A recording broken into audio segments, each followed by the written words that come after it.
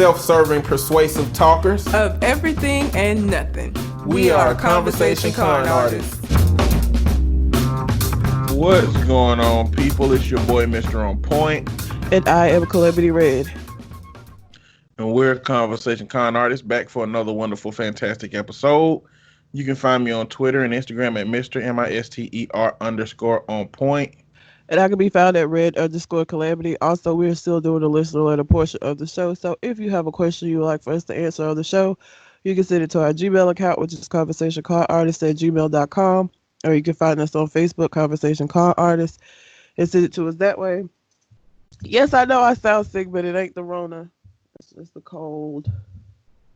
I think it's yet to be determined. Well, I hope that's the case, because me too. People struggling with that Rona. They are, so I don't want to be. And you know, none of us know which one of our ass will end up in the hospital fucking with it either. Exactly.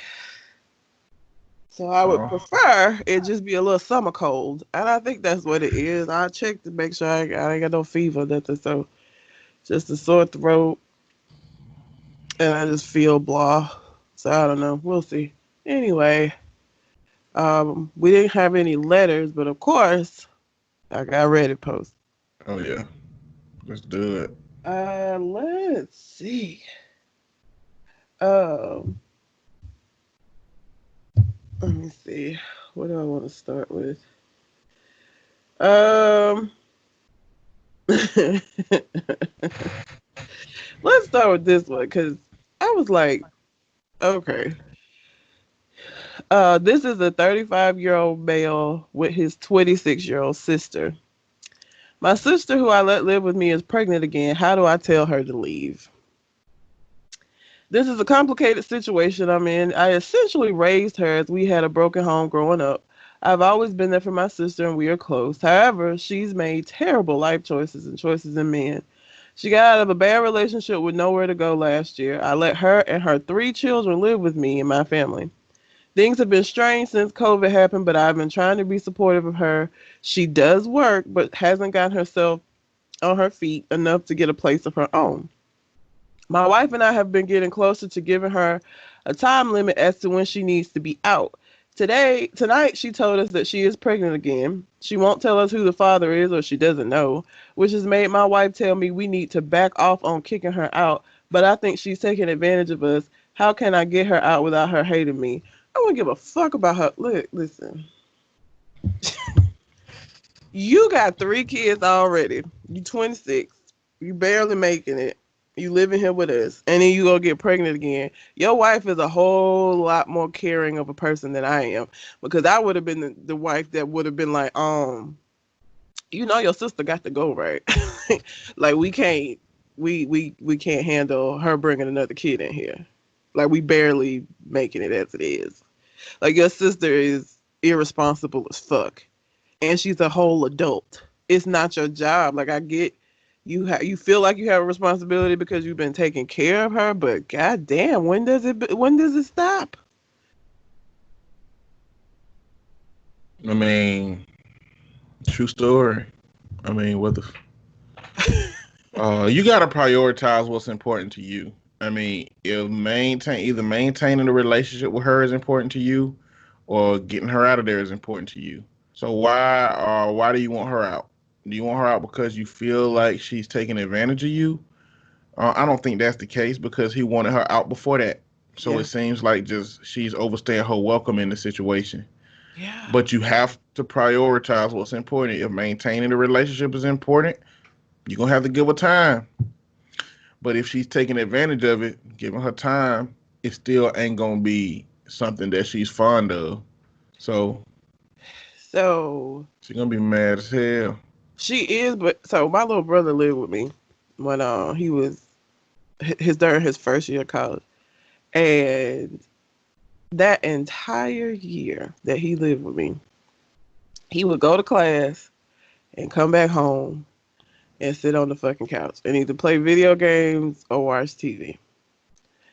He never got a job, and the whole premise was that he was gonna live with me, he was gonna get a job, go to school, help out. Never happened. Never happened. Gave him a year.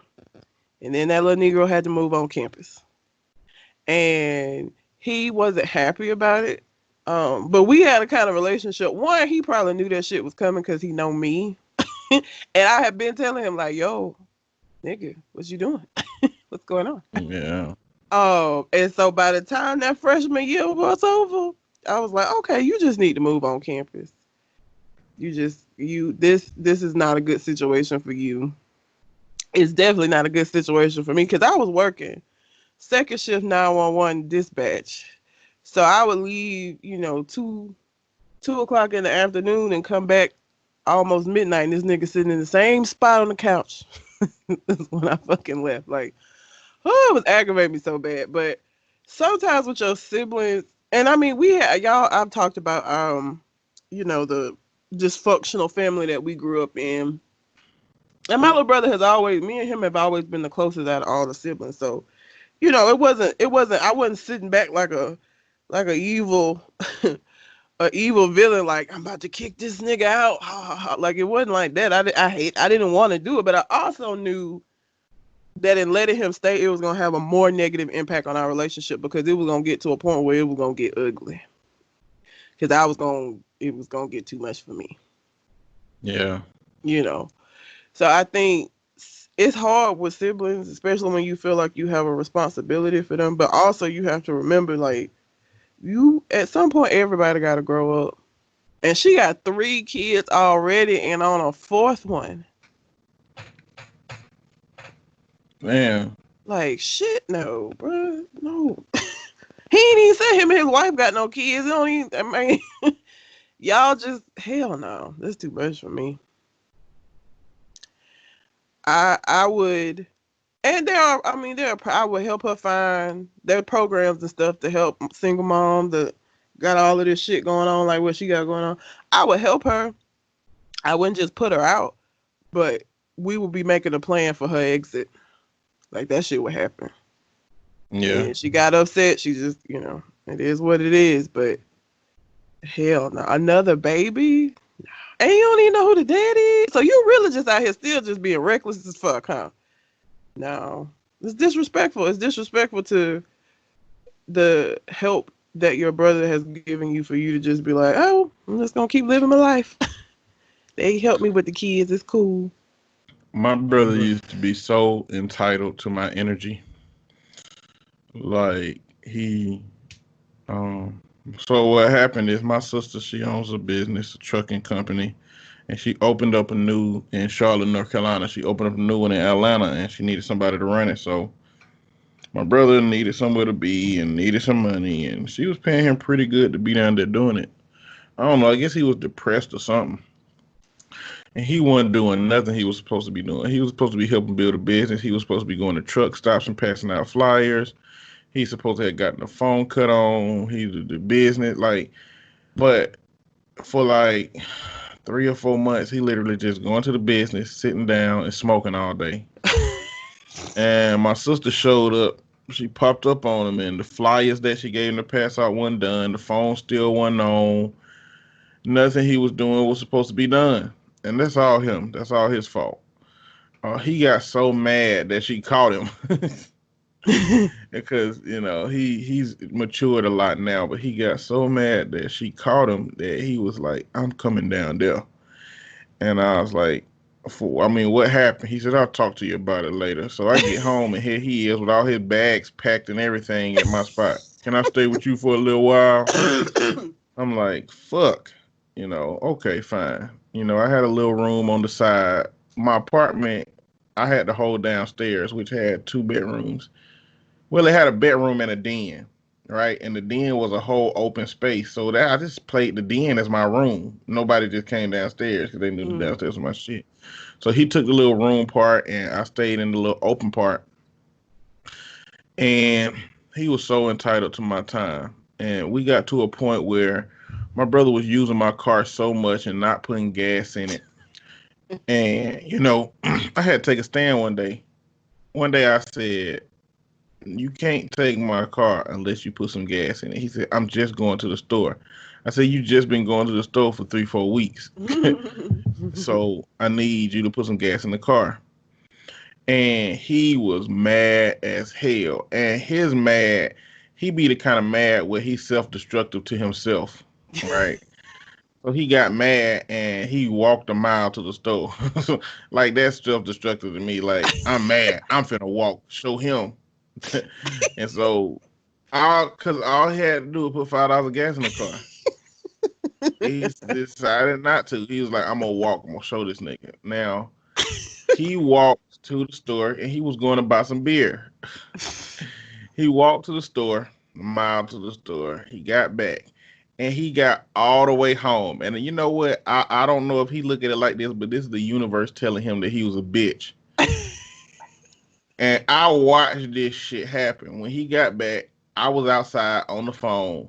He was holding the beer by the handle on the cardboard thing. And so right when he hit our step to go in the door, the cardboard handle broke. All the beers he had fell and busted all on the ground. He got so mad at me. Why he mad at you? He blamed me because I'm the reason he had to walk. I guess the resistance on the fucking cardboard was weakened by him taking all them steps. And if he had driven my car, he wouldn't have taken all them steps. And so he blamed me for that shit breaking. And I feel like if he had a pistol in that moment, he would have shot me 3 times. You know, he was like, he let out some kind of fucking yelp scream type shit that I ain't never heard before. And I was like, this nigga is another level of mad. Like, this nigga on some Vegeta shit.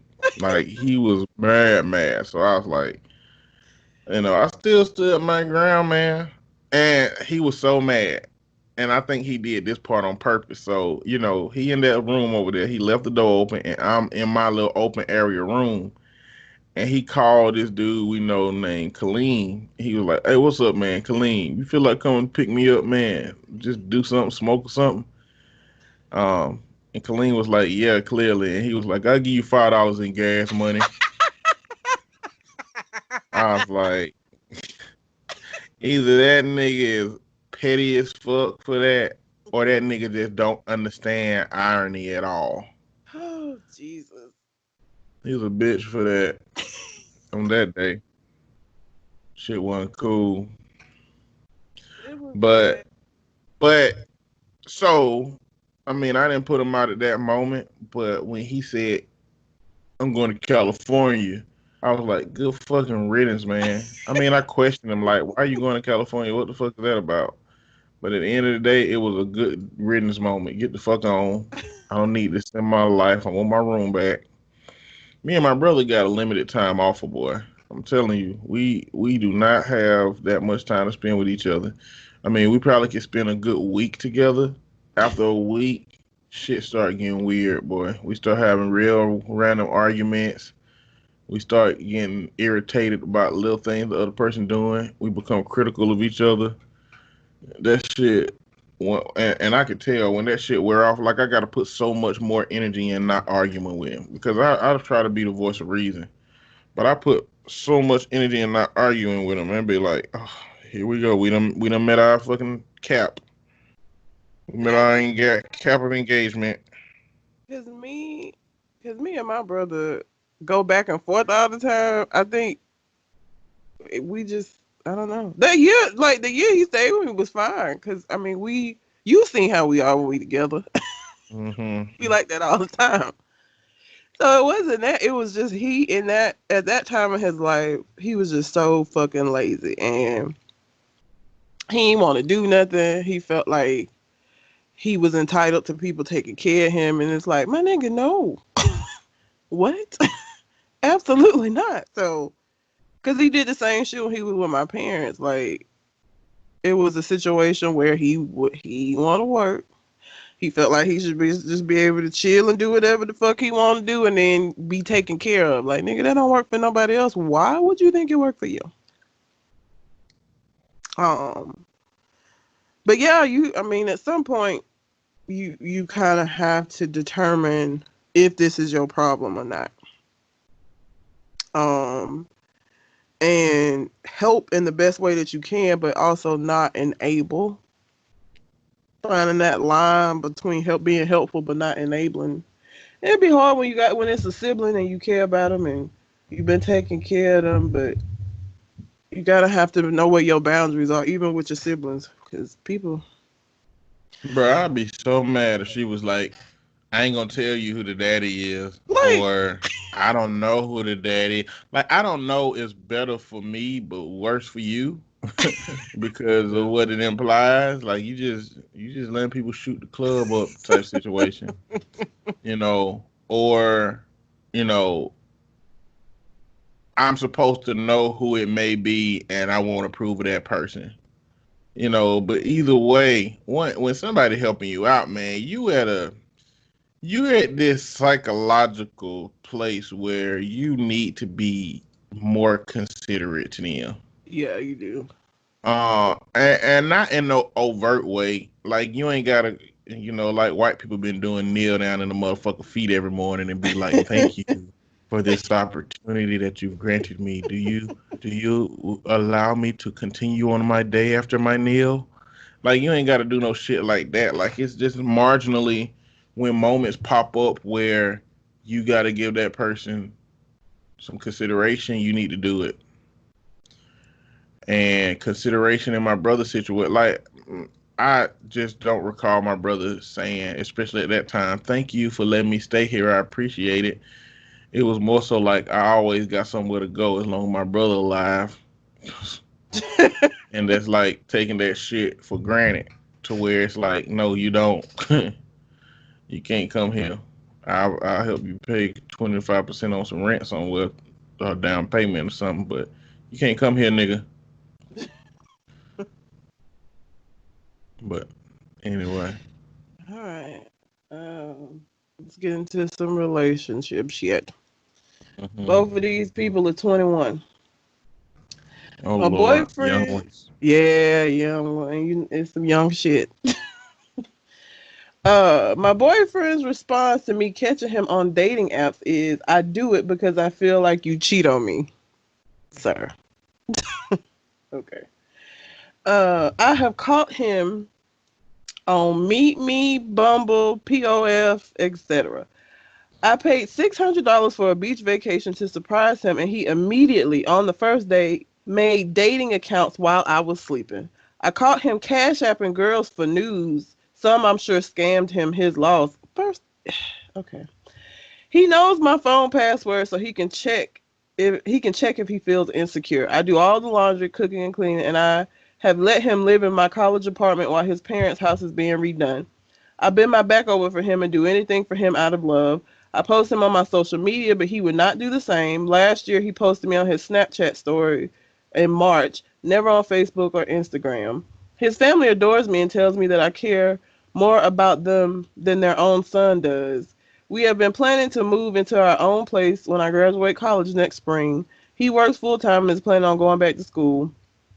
After I confronted him, he said, "I feel like you're cheating on me. That's why. It's a fail safe. This has to be a lie, the clownery. What is your opinion on this response?" She also added in, "My boyfriend has cheated on me twice and says it's because he thinks I'm cheating on him. Mind you, he never speaks up to tell me he feels this way. What is your opinion on this excuse?" Girl, girl, this is gaslighting at its finest. What the fuck? Man. You you are on data sites because you feel like I'm cheating on you. So, and that's your fail safe, girl. If you don't get the fuck away from this whack ass dude, like, She is not smart. what? She You is doing not all of that? smart. You're so And codependent. it's very possible that she is smart in terms of intelligent, Yes, but not emotionally intelligent. yes, Like she just don't make no sense to no, me. none at all. Like why in the fuck would you? I don't understand why the fuck you would let this shit go on like this. And he's cheated on you Um, because he said he felt like you was cheating on him. Like, girl, what? And you trying, like, the gaslighting is working because instead of you being like, "Nigga, that's some bullshit," I'm gonna break up with you. You're like, well, let me prove to him that I'm not cheating and let me be the best girlfriend ever so that he won't feel insecure and let me give him my password to my phone and let me post him all over my social media, even though he doesn't post me at all. Like, girl, what you doing? No, no, ma'am. Mm-mm.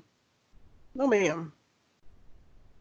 You need to break up This with is him this is quick. preposterous. It's so bad. It's so bad. Who, girl? I mean, she don't even need to break up with him. She need to just stab him in the stomach. Well, let's not encourage attempted murder. She need to stab him in the leg. Let's not encourage assault. It's gonna be a charge either way if she stab him. I mean, you can downgrade it a little bit where it ain't, you ain't not gonna get as much time, but she just need to he does this because he knows that She he should can. get a taser. She should tase him in the nuts and say she didn't do it. She can't prove it. Can you prove it? If you could prove it, he wouldn't. He ain't gonna show no other police officers balls. Look at my Hey, balls, sir. officers. Exactly. We need evidence, sir. We're gonna have to put this on trial. We're gonna have a picture of your balls on the stands with the burn marks on them, and that's what we're gonna have to do in order to prove her guilt. He gonna be like, "Nah, I'm not gonna do that." Okay, well, tase him in the nuts, sis. But after you decide to leave him because your kids ain't gonna come out right, that's not how it works. But that's what I said. Oh my god. Oh. Yeah, you listen. He does this because he can. He does this because he knows. And people like him find people like her. You know what I'm saying? Like dudes like that Yeah. gaslight, they are very good at picking women who are going to allow that type of bullshit. So yeah, she may be highly intelligent as it comes to like academic shit, but her emotional IQ is low as fuck. Mm-hmm. I wish a nigga would. First of all, I don't really give a fuck about all that social media stuff. So like I barely post on my social media myself. So like I don't really care about, I don't feel a need for you to put me all over your social media and all this shit. But you on dating apps and shit, nigga? Talking about it's a fail safe? Okay. You about to fail real bad today. What is you talking about? What? Yeah. And he's sending money And for news and shit. Like it's too much. Ugh, it's just too much. and and look, she has the audacity to say, well, he got scammed by some of those women. Like, well, that's supposed to be your redeeming. That's a redeeming moment for you. Fuck wrong with you? How? What? Did that make you feel better that he got scammed, tricking out here? Shit, and it might have been her money. Just the way this sound, it may not even been his loss. It may be her loss. Her money. You paying $600 for y'all to go away down to the beach and shit. So she might be caking on this nigga. I don't know. That is your man, woman. Okay, he should not be interested in other women. If he is interested in other women, he shouldn't act on that interest. I'm not going to pretend like we are not human and we don't look at people and find them attractive and Oh yeah, things yeah. of that nature. But you don't act on that attraction when you have committed yourself into a relationship. It don't matter if you're paranoid about a person potentially cheating on you. What that Yep. means is that you got to trust your partner until you get evidence Yep. to the contrary and you can make an informed decision about that. Then that person don't get an allowance to bullshit you because they think you finna do some fucked up shit. Yep. And I just don't know what kind of upbringing you have where this don't seem like this ain't common knowledge. I Well, don't know what kind of friends you got in your life where you ain't never experienced your friends having these problems in their relationships, and for you to be able to see that, oh, I know that shit ain't good because my such and such your friend went through it. yeah. I mean, she had to grow up in a home that was really isolated, didn't talk to each other, or that she had parents that had um destructive relationships, and she don't have no friends, and she don't watch no TV or movies. All she do is read books. like literally every teenage type movie that's out here. Every single goddamn one of them. That should be the case, the experience. Yeah. Girl, just and when you leave him, you need to take some time to really evaluate this relationship and where shit went wrong, where the mistakes were made before you get into anything else. Because otherwise, you're going to just find another nigga like him. Mm-hmm. You need to really figure out how this happened. And not like as far as what did I do for him to do this shit. No. How did I allow this? Why did I allow this? Why was the way that he made me feel in the bad moments not enough for me to be like, oh shit, no, this is some fuck shit. Like, you really need to evaluate your position in this relationship before you get with somebody else. Or you just gonna keep doing the same shit. You're gonna be the same nigga in a different body. And that's sad. That's some sad shit. Yeah, don't do that. So I'm gonna do both of these. So I'm gonna let you pick which one we go first. So either it's a mental health one or a parenting one. Mental health. Save parenting for last. This shit is weird. And I don't even know. Okay, let me just. It's weird. So this is they're both 22. They're young, but this is still, even for them being young, it's fucking weird. My girlfriend still plays with dolls and spends most of our income on clothes and baby items. My girlfriend and I are both 22 and have a fantastic relationship, and we both love each other a lot. We don't have any kids, and we've been living together since January. I'll be changing some minor details about this story for obvious reasons. So my girlfriend has kept all her baby dolls from when she was younger, along with the toy prams. They must be English. We don't say prams. We say it's the stroller. We say stroller. They say pram. So they must be from the UK. Along with toy prams, carriers, etc. She plays with them almost every day for about 2 hours, which I think is absolutely fine. I see it as a hobby, and that's about as far as it goes for me. I never want her to feel like a weirdo because she still enjoys dolls and has a vivid imagination. When she moved in with me in January, the dolls and all their clothes and accessories moved in too. That girlfriend doesn't live with the parents anymore and lives in the city. She goes out shopping for the dolls pretty much every day. Whenever she isn't working, she's shopping for baby items for the dolls. I don't want to discourage what she enjoys, but at the same time, I wonder if this is beginning to develop into an addiction. She doesn't ever buy new clothes for herself. Whenever she does goes clothes shopping, she goes to the baby section. If we're food shopping, she has to look at the nappies, diapers, dummies, pacifiers. Again, they gotta be in the UK, etc. As you can imagine, this ends up with a large amount of our income being spent on these things. But it isn't that she buys expensive items. She just has to buy something every time. She says it's one of the only things that makes her forget everything and feel completely happy. Whenever I mention how much she buys, she goes into a shell and says how ashamed she is of her hobby. Does anyone have any recommendations on how I can still encourage her hobby, but encourage her to spend money on herself instead of just solely on the dolls each time? A bit of extra info. A few people are getting the misinterpretation that this is all my girlfriend does. We have a normal relationship. I don't find her hobby weird, and it doesn't have any sexual connections. She's still training to be a children's nurse. She does just genuinely love children, and she looks forward to the day when we can have one. I'd just like to see her buying clothing for herself more often and not feel like she has to buy so much for the dolls, as I feel it is bordering on addiction. I also should have included this in the original post, as many people have mentioned it, but yes, she was physically and verbally abused as a child. She also suffers from depression and OCD. She is yet to seek therapy. Man. Oh, Lord. I guess his biggest mistake is interpreting that shit as a hobby. Yeah. And trying to encourage her to enjoy the things you enjoy. I mean, everything ain't on that level. I mean, she clearly has some strange attachment to these dolls.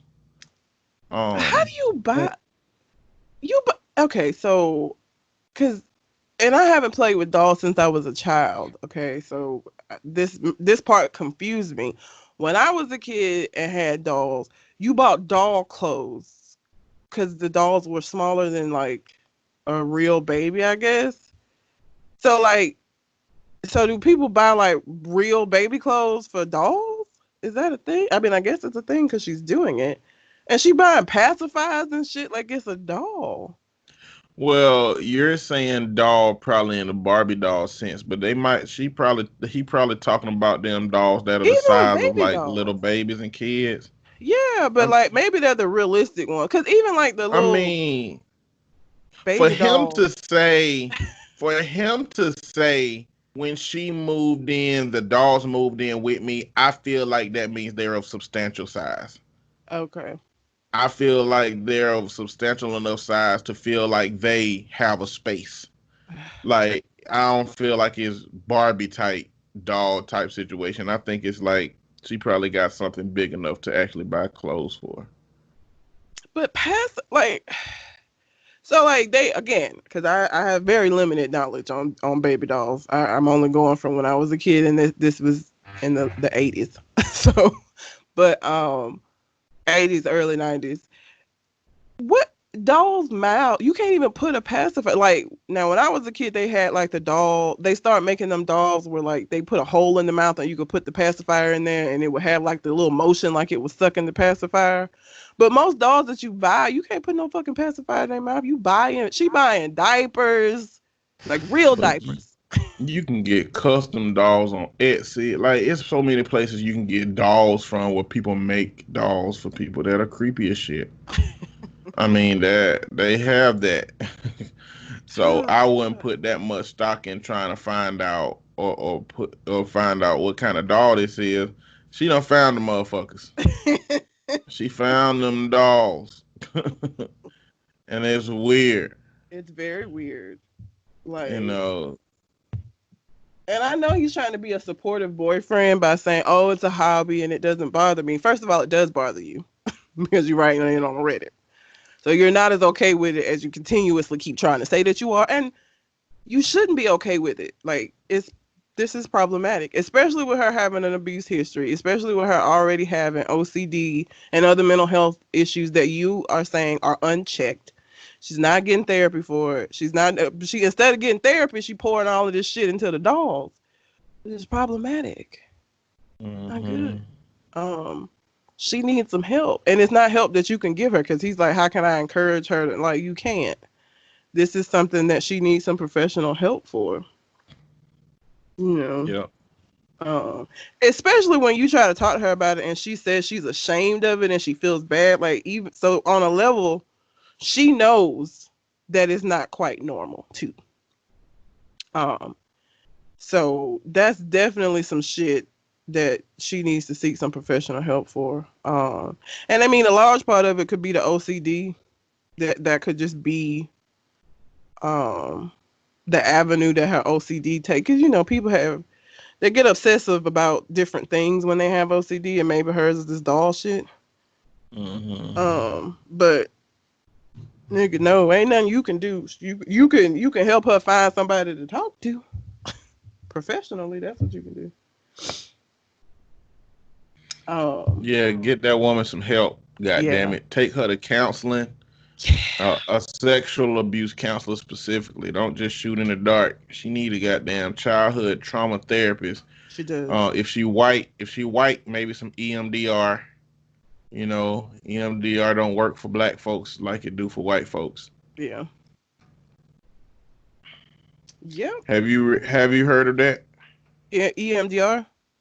Or that No, have I heard it that it is not as effective? Yes, I have heard that. yeah, yeah. Um, It's that's why eye movement, cultural. Go ahead. eye movement desensitization and reprocessing. For those of y'all that want to know Oh what yeah. EMDR is, but it basically makes you kind of like re reprocess and sit in your trauma. Mhm. Um, the problem is for white people, the trauma that white people have is exclusive to just the experiences they had. In the black community, we got a lot of cultural trauma that sit on top of whatever other traumas we went through. So making somebody sit in the middle of their trauma that they're actively also going through in society, it's not a recipe for a solution. It's a recipe for disaster. So don't work as well for Black people. What would you finish say about cultural awareness?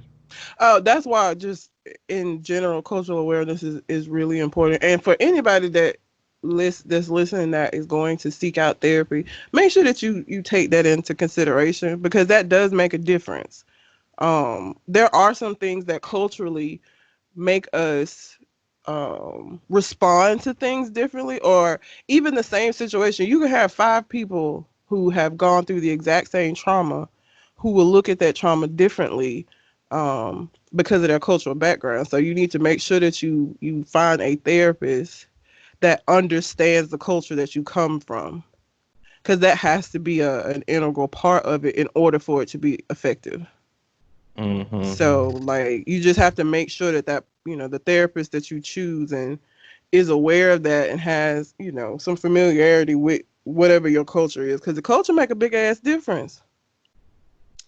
Culture make a big difference. If you got somebody of Hispanic origin, machismo, you got to have an understanding of that going into a situation where you like it's just you have to be aware. Um, so that's just for anybody who may be looking to get some therapy. Just make sure that therapist can take that into consideration because it don't do you no good if they don't. Yeah, true story. Um, let's see. Do you have one that's gonna make me rant? If so, I'll wait. I'll just let you have it. Maybe. Okay, let me do the parenting one and then we'll. You know what? I actually, I'm. It's gonna be a surprise to you and me because I haven't read it. Oh, I'm okay. just gonna go on by the topic and let you choose them. So I don't know. Okay. Um, let you choose one. Let me just do this first. You don't want to do Then the you can do parenting one. one? Not yet. Let's do that last. Okay. Let me just do this one first. My boyfriend has conversations in the middle of the night. It's freaking me out. What am I supposed to do? Am I the asshole for telling my wife to cut off her disrespectful best friend? Mm. And my husband is in love with his sister who is living with us in quarantine. You know we got to do the last one.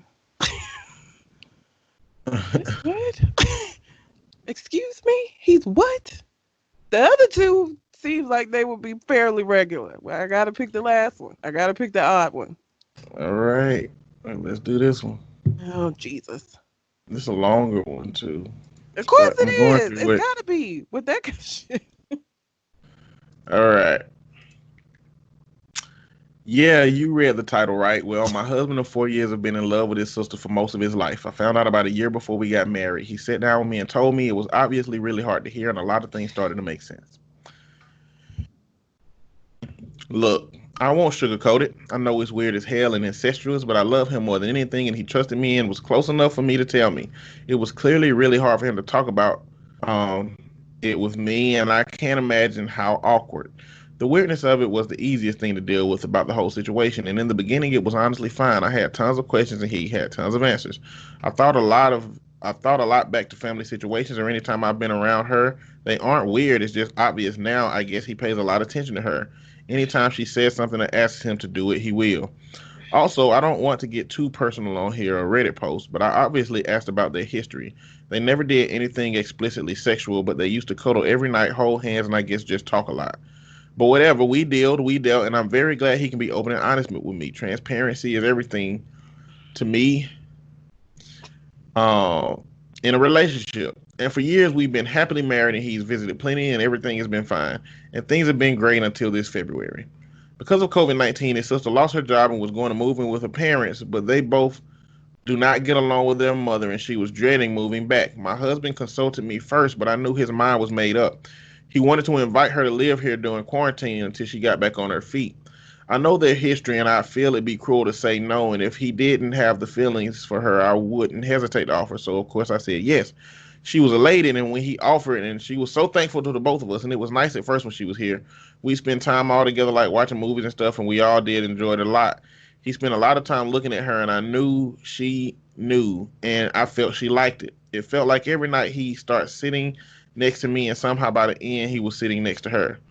He did his best to include me in conversations and talk to me, but quickly I felt like the third wheel. They are just so close, and I feel like they have just so much chemistry. So she's been living here for 6 months now. Me and her get along quite well, and we like spending time with each other. My husband has been really affectionate with me more than ever, which I'm happy about. Most importantly, he's been emotionally supportive, but it's like once the two of them are together, it's like magnets, and they're in their own happy little world. Um, I don't know what to do. It hurts me to see my husband love someone so much and so affectionately. It will never and can never be her. I will never be her.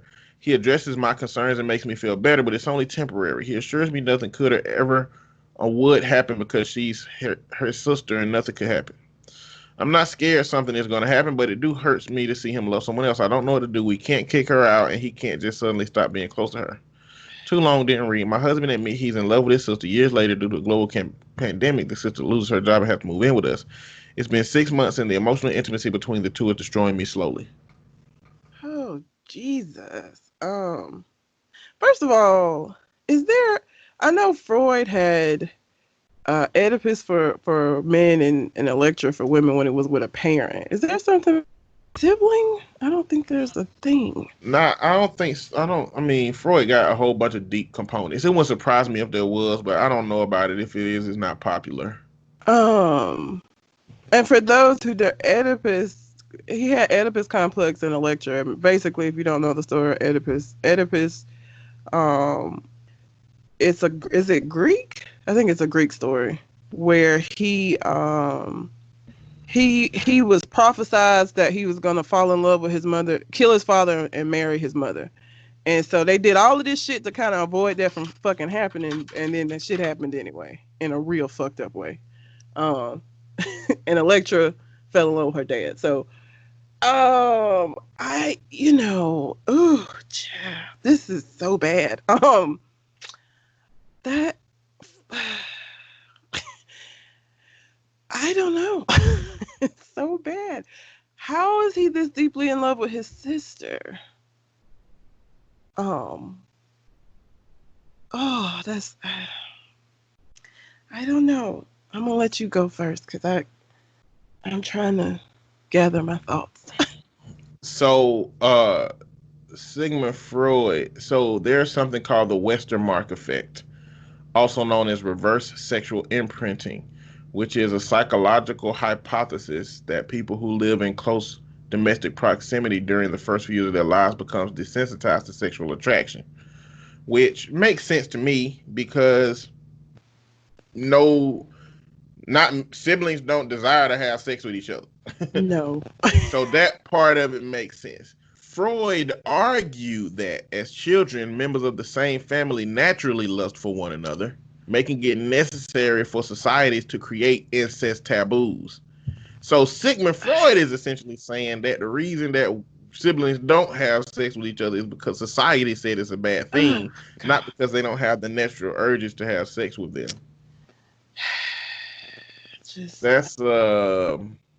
That's crazy. But Sigmund Freud was a weird motherfucker. Like if y'all didn't know, I know y'all hear about Sigmund Freud as the father of psychology, and he definitely was the father of the theoretical framework of how potent and important the mind is, and history and past is in determining your current life experiences and your problems. But he was kooky as hell. Yeah. As far as all of that extra shit go. And like the sexual components of his theories is some wild shit. And like you gotta I don't know, Freud was a crazy ass motherfucker, but so I'm gonna address the relationship first. I feel like there was one part in it from the therapist point of view makes it feel like their sibling relationship was bred from whatever their mama was doing to them that made them hate their mama. I feel like this relationship is bred from trauma. Number one.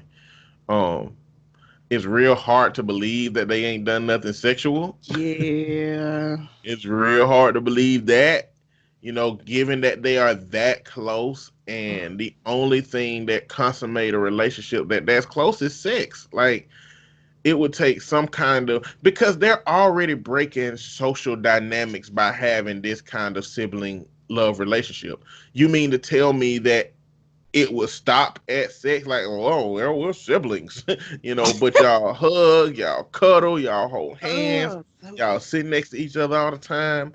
That's a problem. So then I'm gonna address the relationship in another way.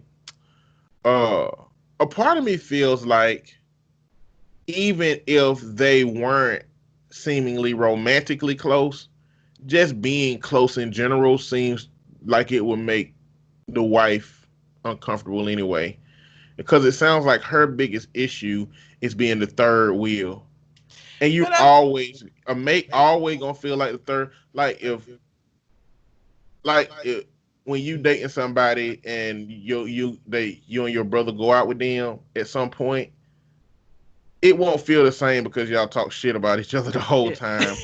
But the moments where y'all are close, because in the middle of all y'all shit talking, y'all have close moments too. Yeah. Like the last time I was with y'all together, y'all was playing Super Mario on the Wii, maybe.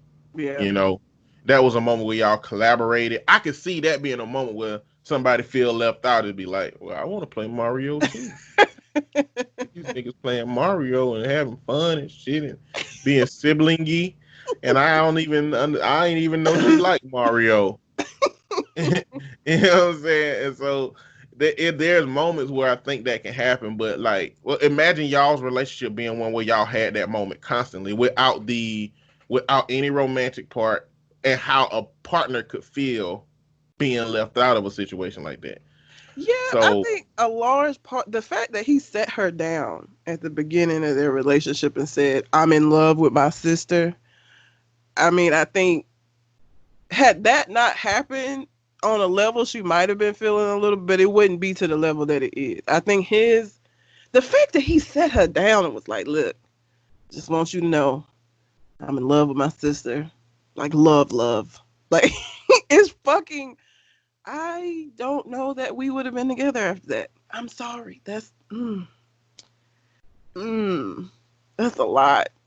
Like, the fact that he felt the need to tell her that, because he could have not said anything and then it would have just been like, okay, they close, they had a common enemy in their mom. Like, it would have just been regular. But he felt a need to point out, I'm in love with her.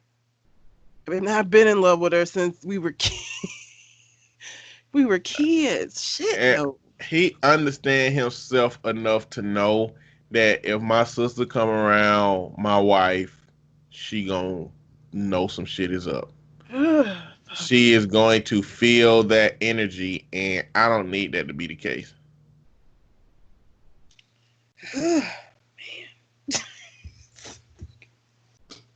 I mean, that's just what it is. It's too much. Like, and listen, me and my brother do talk shit about each other, but that's my nigga at the end of the day. I will fuck somebody up over him. But this is, this is just so icky. And we, again, grew up in a very dysfunctional household, and we both had common enemies, and both of our parents, at different points. But just no, at no point. Oh my God, no. And I don't even know what the wife can do about it at this point. Like, I Wait, don't. be ready for COVID to be over so she can get her goddamn job back. Yeah, That's all she can do. that shit is so fucking That's it. super weird. I don't know. Just gave me the heebie-jeebies. It's just weird. Um, I don't have anything. I'm just so weirded out. It's bad. I wouldn't have married him, to be honest. Like, that's levels of no. Like again, and the fact that you felt the need to let me know this lets me know that this is some real shit. Like, couldn't do it. I'm not her. I wouldn't have been able to be her. Of course not. It's fucking weird, man. Woo, people in their lives. You know, I feel like, a part of this conversation is just more of putting your life into perspective. When you hear this story, just know that there's people out there dealing with some shit. Like, if you're dealing with debt, okay, debt is fuckery, but it ain't no shit like these Reddit posts. These Reddit posts got implications for your life. And it's like, is blissful ignorance better than, you know, being aware of your circumstances? Like, this woman who's living this really unproblematic to anybody else's life of going and buy fucking dolls for people her whole life. I mean, she could just keep doing that shit and just be living in a blissful ignorance, but we finna pick her up and take her to counseling and be like, you do this shit because you got fucked up childhood issues, and now she's looking at her dolls and crying, and she just crying. Like, it's like, how much does the blissful ignorance weigh for the person who is experiencing it versus our need to get them some help for some shit like that? Well, I think with anything, so like, you know how with the alternate, lifestyle choices, that is not a problem unless it's creating problems for you. Like, being a sadist in and of itself is not problematic unless it is causing you to do some fuck shit and some illegal shit, right? Otherwise, it's not necessarily something problematic. I think once whatever you got going on is creating issues in your life, then that's when the blissful ignorance needs to turn into some awareness. Like, if she's spending all her money buying doll shit and she's not taking care of herself in the way that she needs to be taking care of herself, I think at that point you can't let her be blissfully ignorant no more, because it's having a negative impact on her life. I think once it starts to negatively impact you, then you need some awareness. Because, like, I mean, if she just had the dolls and it was like she wasn't buying all of this shit and she still played with them for 2 hours a day, that's still a lot of fucking time to play with dolls, but whatever. I think that'd be fine, but she's spending all her money on this shit. It's like an obsession. So I don't know. I think when it's a problem, then you need some awareness that this is what's creating a problem. Yeah. I think that's how that goes. Like, otherwise, then it is what it is. If you want to be a sadist and you can find a masochist that wanna have pain inflicted upon them and all of that shit is consensual, not a problem. But if you're a sadist that's going out here abducting people and holding them against their will and shit and getting entertainment out of creating pain, then that's problematic. And you need some help. It just depends. It just depends. It's ridiculous, man. But anyway, yeah, just, I don't want to say confront your husband about this, but you probably should start letting them know that you struggling with it a little bit. That it's uncomfortable. Yeah. Like, it's uncomfortable seeing it like this and yada yada blah blah blah. But this one of them situations where it ain't causing nobody no harm for real. It still ain't causing her no harm. So it's like, is this a situation where you're like, hey, your blissful ignorance of the social standards of siblings and how uncomfortable it may make a partner is something that I'm not comfortable with. And so y'all need to go to counseling for that shit because y'all fucked up, or is it like, that let them continue not being, because I can guarantee you when she get a man in her life, that shit ain't gonna fly. Hell no, it ain't gonna fly. That shit ain't gonna fly. Whew. Jesus. That's just so, oh God. it's not problematic for the siblings, but it's problematic for the wife. So like, again, for me, I wouldn't have never married him. Like if he told me that shit before we got married, I'm not. It's too much. That's not something I'm trying to deal with. Like that's fucking weird. And no, just no. I'm sorry. Nah, bruh. Can't do it. Can't do it. The parenting one is I don't know. Let's see. This is a 19-year-old female, and her parents are in their 40s. My parents are mad at me for asking to delete tracking app on my phone. I've had a tracking app on my phone since I got my first smartphone when I was 13. Always they use the excuse that there's no harm in having it. You shouldn't have anything to hide anyway.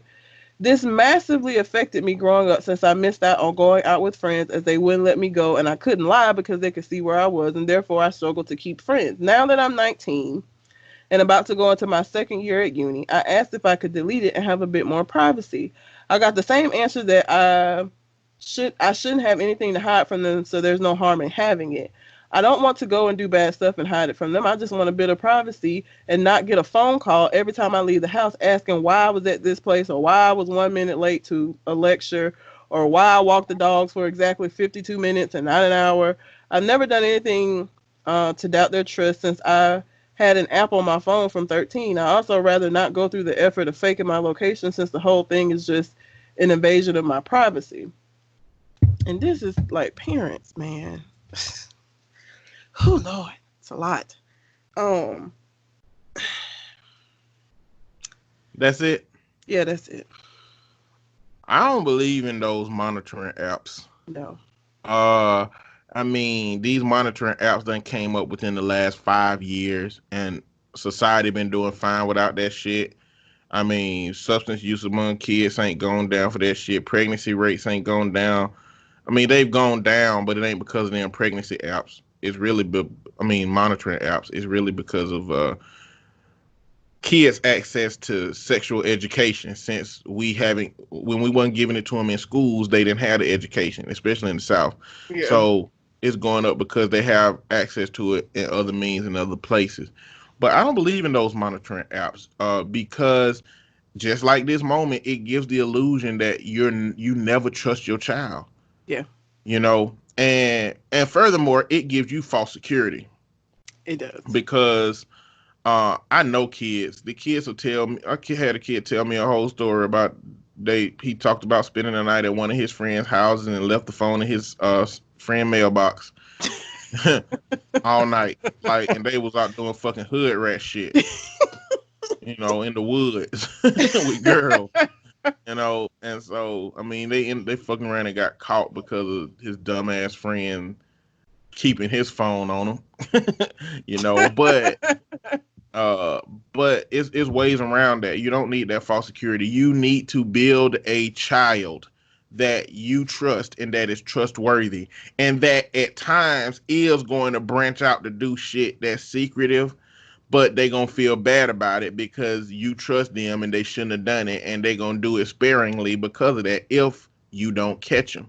Yeah. That's what you need to be focusing on with your child. You don't need to be focusing on having a system where they're monitored constantly. And if you do have that system, what's the point of doing all that monitoring when you walking the dog and all? Like, why are you even pointing it out? Like, it's so much shit that you can monitor a motherfucker doing that makes so little of a difference. All it does is point out your own insecurities. Yeah. How much faith do you have in your parenting system? That's number one. Number two, if you got a badass child, monitoring them ain't gonna do shit no way. They're gonna do what the fuck they want to do, and it's gonna be because you didn't put in the work parenting earlier. You thought you could just get a fucking app to monitor their ass and that you was gonna be able to keep them from doing shit. You can't. All you gonna do is be a witness to it. So I agree. The only thing that I could see being beneficial from one of those apps is that it's something your kid gets snatched up, right? You have a little bit of an idea of where they went, where they might have gone. But when you're using, and that's just like when you're using it for that purpose, you have it on the phone, but you're not checking it, right? Her parents checking it all the time and why you was late to your class and shit like that kind of shit. No, the thing is, and I tell parents this, your job as a parent is to give your kid the tools to succeed, right?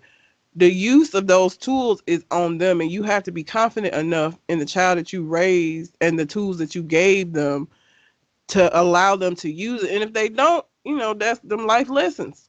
But all you do when you do this kind of shit is encourage dishonesty, because then it's like, well, they don't trust me anyway, so you gonna have kids leaving phones in mailboxes. Like, they still gonna do the shit. They just gonna have to. You just make them be better at doing hood rat shit with their friends. Mm-hmm. There is no reason for doing that. Like I said, having the app on or having that on in general, just to have it in case something happens. So that's different. I could see that. But checking it all the time. And I got a coworker who she got this shit up her nieces, and she do this shit with them all the time. We'll be at work and she'll call them and be like, why you at such and such? Like, what? Like, it's too much. You have to be secure in that you provided your child. And then she 19, she a sophomore in college, and you doing this shit to her. Like, no. It's too much. Yeah. And monitoring it doesn't, again, by the time you realize she already there, right? Like, if you try to monitor her to keep her from fucking her boyfriend, by the time you look and see she at the boyfriend house, it's too late anyway. What you gonna do? Nothing you can do about that. She over there. Shit's stupid. You have to have a level of trust in your kid. Now, you got a kid who's violated trust and shit, even monitoring them at that point ain't really gonna do anything, but that would make more sense. But she ain't did shit, and y'all just feel a need to just monitor her every move all the time. And who got time for that? Who got time to be sitting on their phone all the time and seeing what? I ain't finna be doing that. It's too much. It's too much. You have to trust in your parenting. And if you got questions about your parenting, then you need to work on that shit. But that ain't the kid's problem. That's a you problem, not a them problem. Yeah. Oh. And I would say, if you got a job, I get my own phone. They can have that shit. Yeah. Because at 19, you can get a phone. It won't be that expensive, depending on what kind I would just get my own phone and let them have that shit back. That's the best move. And I just be done with it. Like, okay, y'all can have your little tracking device. I got a new phone. And no, I'm not putting that app on this phone. And I pay the bill, so like, you can't say shit. Why don't you have your phone with you? Why is your phone always at home now? Bitch, because y'all was tripping. Leave me alone. It's too much. It's just too much. You gotta be able to trust your kid, man. You gotta, again, you're supposed to be giving them the tools that they need to be able to be productive citizens. How you gonna know if they're able to use it if you always there to do the shit for them? Never. Like, they won't. They won't. They won't. I give the example with parents of if you think about those parents who put their kids in football pads and elbow pads and knee pads and all kind of stuff to go to the park so that they don't get hurt. But the thing is, when that kid falls, because they know they protected, they don't have to learn how to catch themselves and learn how to tuck and roll and all those things.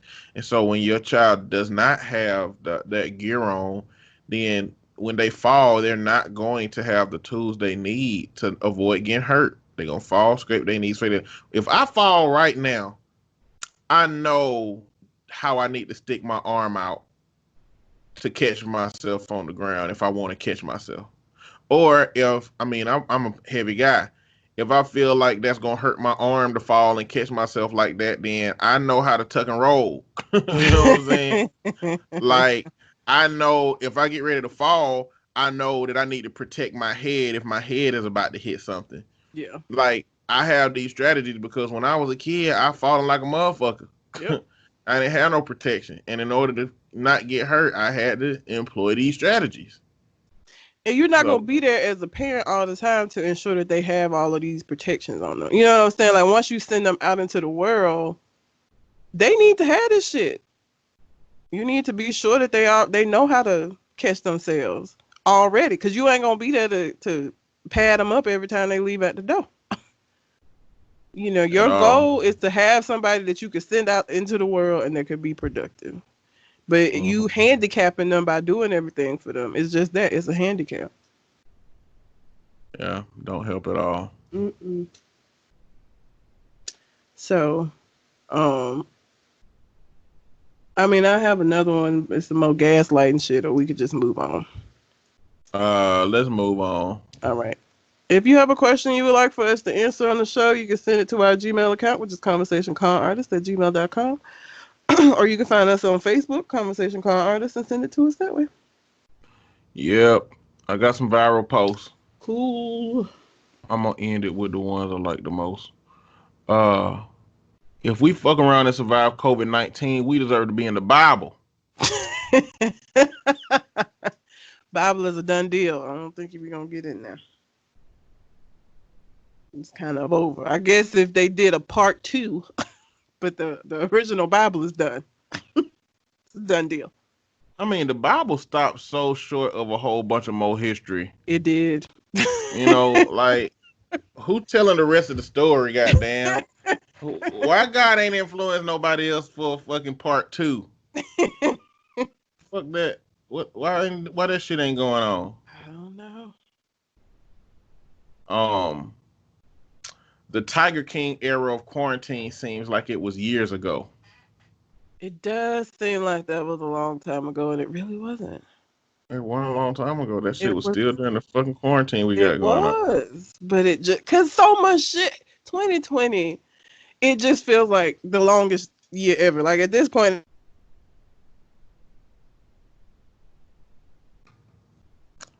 Red froze. It hasn't done this in a long time. I think there's so much shit happening. Red, you freezing.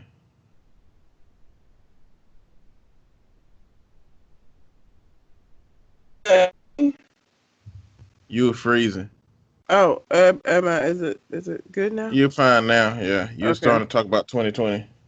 Oh, I was saying 2020. It felt like 5 years at this point. So it's just been so much shit that you can't keep up. So that's why Tiger King. Between that now and when Tiger King happened, it's been so much shit. It's been protests and it's been all kind of shit. So it does seem so far away because it kind of was in the big scheme of things. There's too much shit going on. Yeah, it's a lot. I got this one as a question. Okay. And I'm gonna talk about some of the responses that people got. What did God run out of when he was creating you? The first one says curves of any kind. Oh. Balance and coordination. Oh. She said cup space. He said patience. Logic. Damn. Height and patience. Emotions. Oh, that's me there. Hair and chill. That's me. Oh. Rhythm, a filter, Filter and definitely. tact. Filter and tact, I feel like is me. Yeah. Emotions, hair, and chill. That shit. I don't got none of that shit. I am chill, but I ain't got none. I would say, yeah. Tact, probably some patience, filter. Sometimes emotions. Like, I'm learning a lot about myself and just dating and what I'm looking for. And it's, I got some deficits. Yeah. I definitely Yeah. got some deficits. We all do. So yeah.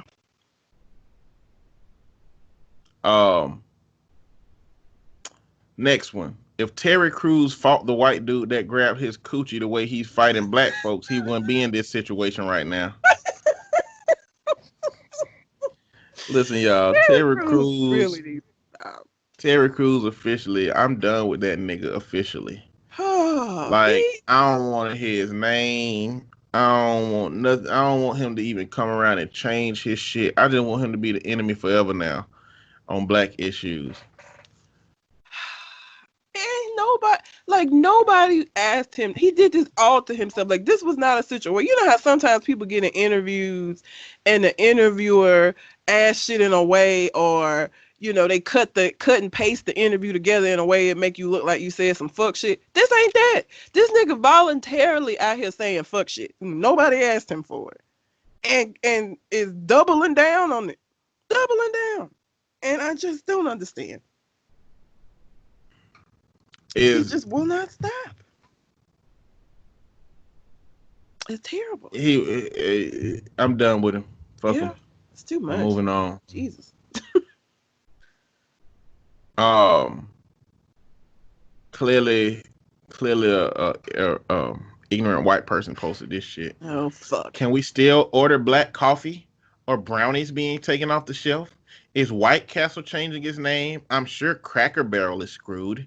Can we still play Chinese checkers? Is it still called an Indian burn? No more Italian sausages. How far do you want to go with this foolishness? The question ain't how far to go with this foolishness. The question is, why don't you realize that there's some shit that a lot of the shit that people are asking for change for shit that never should have been offered available at the beginning anyway. Like, why don't you realize that? I mean, all of this stuff is trivial that she's talking about, like black coffee. I mean, come the fuck on, but the things that brown people are asking white people to take into consideration is like the Washington Redskins. Yeah. I mean, do it really hurt you? I mean, all you've done is call this team a thing for your whole life. And because you still want to be comfortable in calling it that, you're willing for this whole other culture to be thrown under the bus. And another part of it is like white people are so oblivious that it's like they are like, y'all are manufacturing new problems today instead of being like, oh, they've been keeping this shit inside. I didn't realize it was always a problem, and now they're expressing the problem because we are at a point in society where their voices can be heard. We're not muffling them down these days.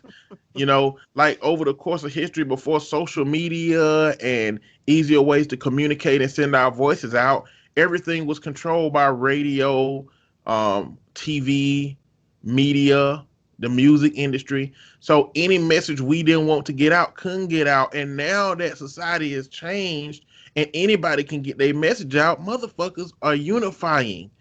Oh man, I see it. I don't understand why they ain't seeing that. And most of the stuff that person named, that is the black coffee is black coffee. Chinese checkers is called Chinese checkers. But like, it's like, that's when white people try to make points, like, and try to be snarky, it usually just end up making them look foolish. And you just be like, really, Chad? Really? Chad, go sit down somewhere. Take a seat, Chad. Take a seat and go have some black coffee with your bitch ass. Definitely do that. Definitely. Next. I put on a mask and literally within seconds I'm struggling to breathe. Yeah. The surgeon who wore a mask for 6 hours to reconstruct my knee thinks that maybe you're lying and also a drama queen. Well, look, now, what I will say about wearing a mask, especially here in the South, outside, is different from in a hospital during a surgery. Okay? That shit outside is suffocating. Like I ride down the road and see people in their car with their mask on. I'm like, why the fuck is you got the mask on in the car? It's your car. I don't have my mask on in the car. I put my mask on when I get out of the car. And I take that shit off when I get back in the car because it is hard to read, especially in this humidity. Shit. Yeah. Next. Just because he nuts in you don't mean he loves you. Niggas nut in socks. Socks. Oh, that's so rude, but also very true. Yeah. It is true. Laying on a skinny dude chest like laying on the porch.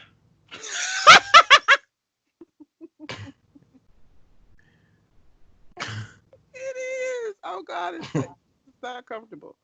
It is not comfortable because it's just ribs. You just laying on rib cage. Ugh, it's not. It's terrible. Big man unite. It's soft, like it's like a pillow. But Yeah. them ribs is painful. Yeah.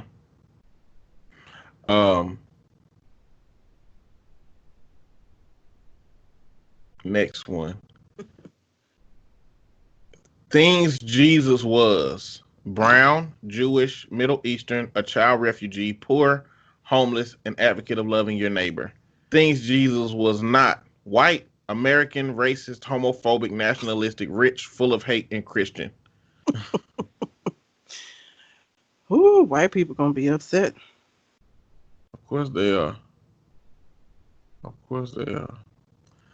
Last one, and this is a whole thread that needs to be had. And it starts with Roy Wood Jr. because he be putting out Twitter gold. If a black person tells you you picked the right one today, you in fact did not pick the right one today. It's the opposite. Yeah. It's the inflection with what you said too. Like, you picked the right one today. You got the right one today. Look, it don't matter what the inflection is. If they say that shit to you, you fucked up. If they be like, you picked the right one today, that's still not good. They finna go to the trunk. They just because they said it calmly don't mean you in any safer of a situation. True.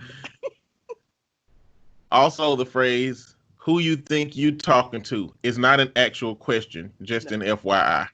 Yes, that's accurate. That's the less assertive cousin to "I wish a nigga would." My son was like 4 years old and was giving my wife some attitude, so I asked him, "Who do you think you're talking to?" And he had the sense to look around and point at the couch. Everyone damn well should know what that means. He was like, "Oh shit, not you." He was like, "Not you, hell no." 4 years old, he know. Hell no. And I got time today doesn't actually mean they have time, but for you, they will clear the schedule.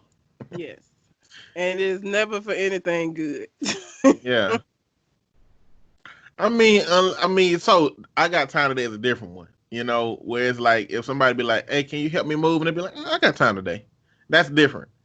But if they on some, "I got time today," if they on but if some you ain't shit, ask like, them no question, and they say, "I got time today," like if you're asking a question, they're like, "Yeah, I got time." That's different from you made a statement and they like, "Oh, I got time today."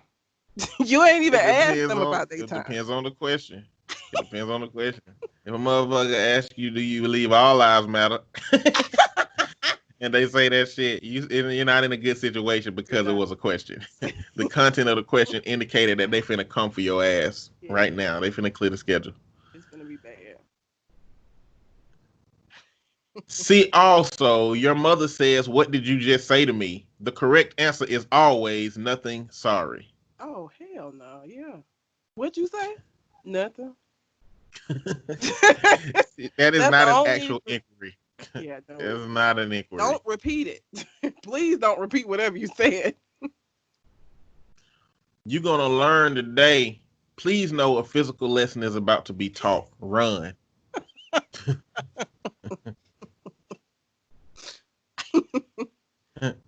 It's so The phrase, all black people grow up with the same life. It's so funny. it is funny as hell. The phrase "be right back" is the deadliest of all. You shouldn't be there when they get back.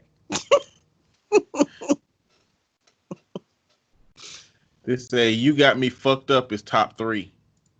Yeah. Let's not forget its descendant. You got me all the way fucked up. Yes. I don't know when this ends or they just keep going. I know it ends at a certain point. Also, if shorts are being pulled up while asking what's up, just know that there is no interest in knowing what's actually up. Hands finna get thrown on your ass. It's good, bro. Don't even worry about it. You should definitely worry about it. Yes. Men, It's if good, women say bro. that too, like, okay, don't worry about it. Yeah, like if you be like, bro, you got that 20 that you that I let you borrow. Nah, I ain't got it, man. It's all good, bro. Don't even worry about it. Oh shit. I better get this nigga $20 in the next 2 days. He's gonna shoot up my grandmama house. But if your girl say that, you also need to be concerned. If she asks you, "Hey, you'll help me get these groceries," and you like, "Oh yeah, you know what? Let me finish this game real quick." You know what? Don't even worry about it. Be You know concerned. what? You the unreasonable one in that situation. How am I unreasonable? Y'all, you know how games work today, Pause the online fucking games. game. You I know can't how they work. pause games today. It ain't Mario. You can't pause a game where you working with a team to achieve a goal. If I'm playing Apex Legends, that means I gotta walk over into a corner and hide while the zone closing on me to help you out real fast while my team is running on, hoping that I don't get killed in the process, limiting my team's ability to succeed. It's summertime, so whatever I bought that's in this car that's cold, gonna sit out there. Who the fuck knows how? I don't know if you just started this campaign or not. I don't know how long you're gonna be sitting here helping your teammates out. Is that more important than you eating the food that I just went and bought, that I put in the car, that I walked around in the grocery store and got, and you can't come outside for 5 minutes and help me get this shit in the car? You know what? Don't worry about it. I got it. I can help you for 5 minutes, but that 5 minutes ain't gonna fucking spoil the milk. All right?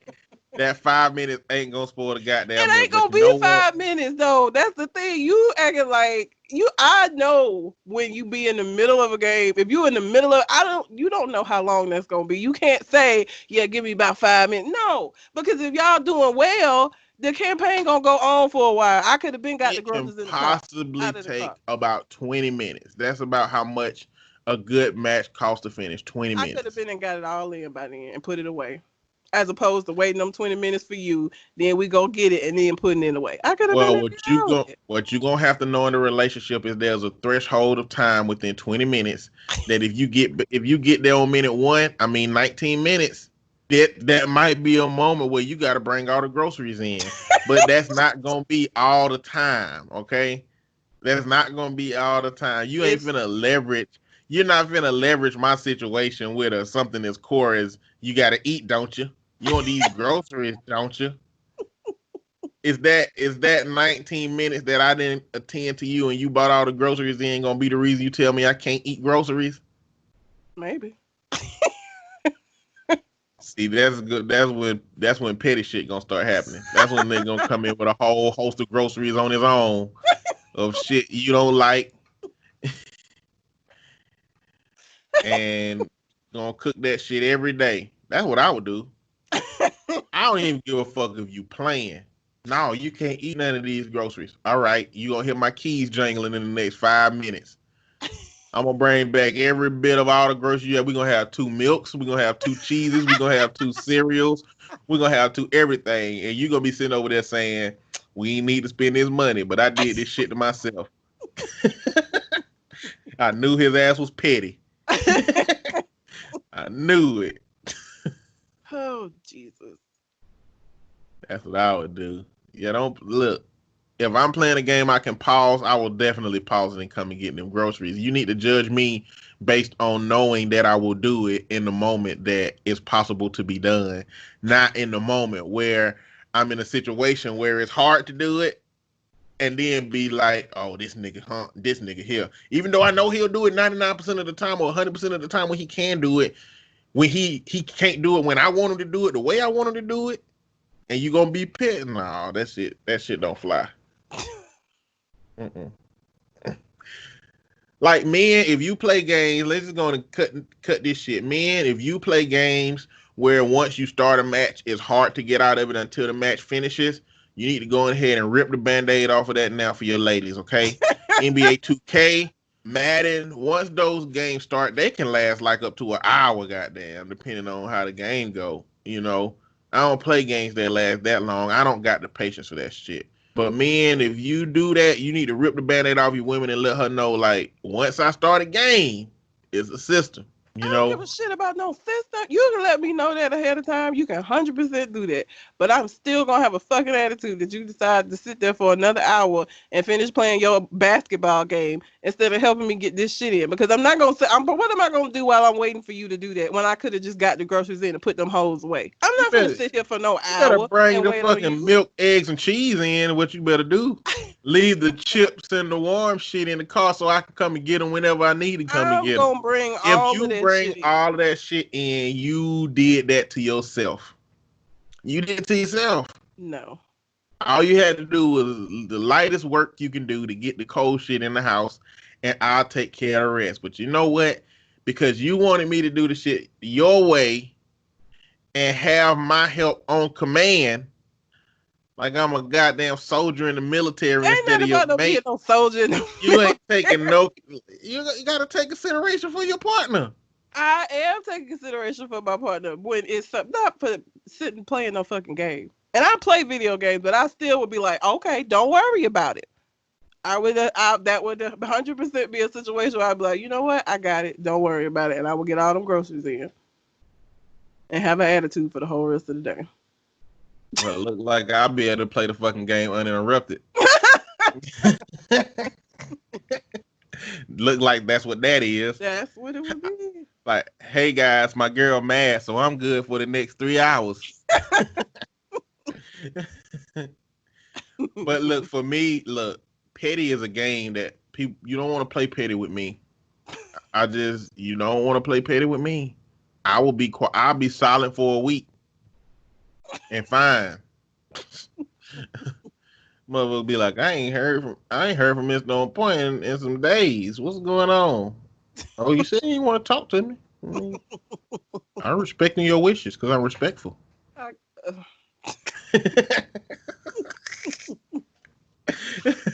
Oh God. All right, let's continue. Yeah, you don't need nobody as petty as you or as petty as me. No. You just need somebody that's gonna be like, guys, my girl, man, I'm gonna get off on the next round and go and hug her a little bit and make sure she okay. You need somebody who's gonna do that shit. If you fuck around and gotta do with my level of potential petty, then you gonna have a fucking bad time. You're gonna have a lot, like fucking 120 days of your year gonna be you being mad at a nigga.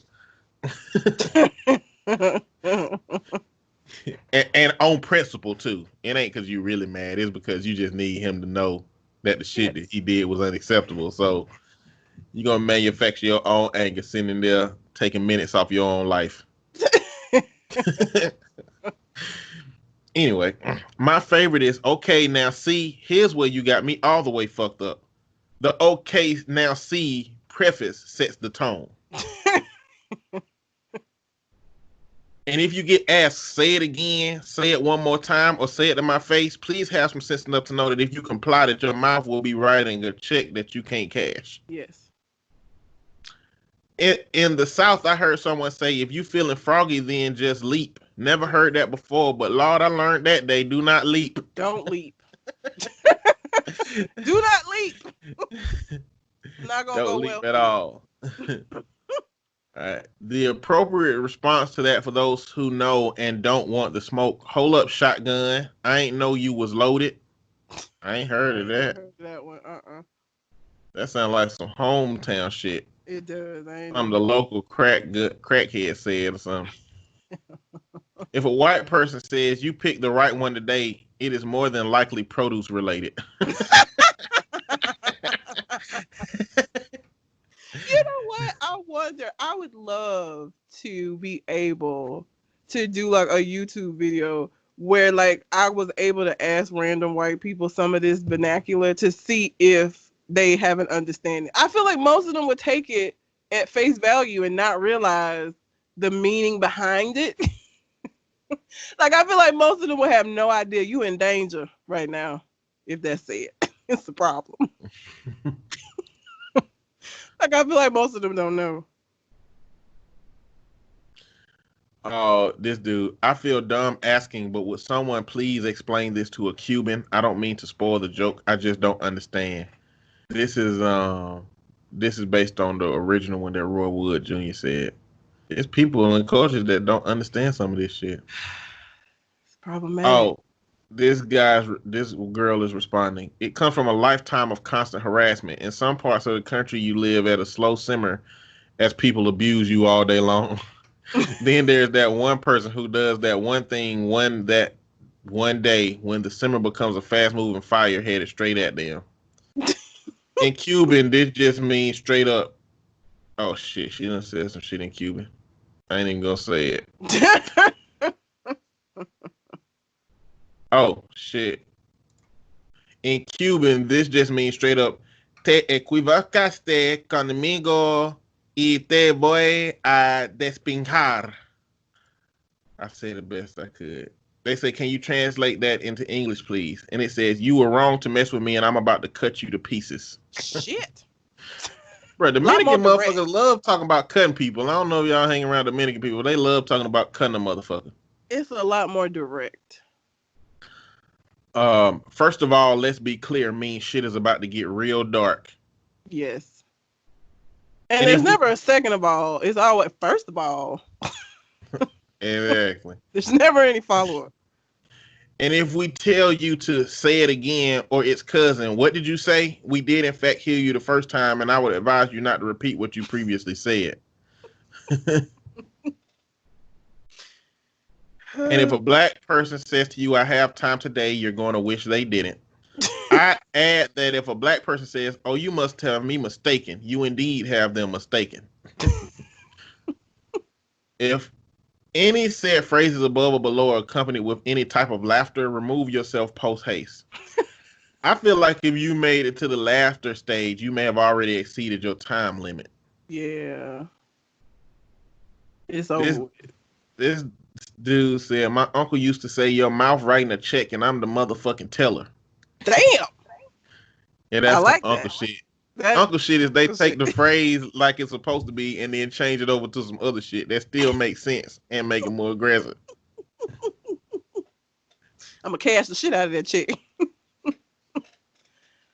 That's like if the conversation starts with on everything I love, there's about to be a problem, especially with if the hands are clapping in step with the words. On everything I love. And can we add what you're not going to do is, and then this last person said corrected to finna. What you not finna do is. That's it. It's so funny how we all live the same. Like culturally, like it's just certain things that you could talk to a black person that you never met before and y'all gonna have shit in common. Like it's gonna be shit that your moms did that's in common. It can even be somebody that ain't even from the same part of the country that you from. Like it's so funny how we live the same life. Yeah.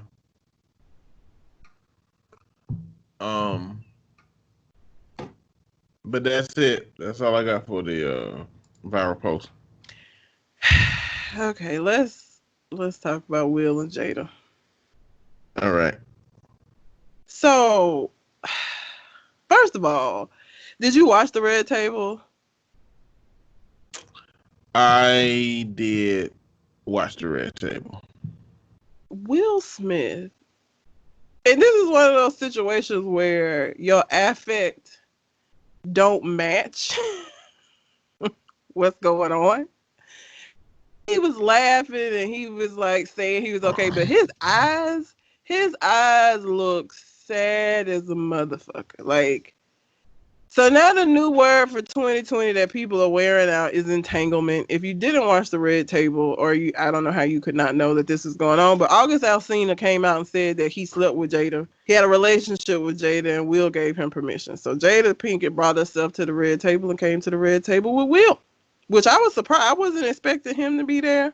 And basically she said it started out with her helping him because he had some addiction issues. The whole family kind of, gathered around him to help him.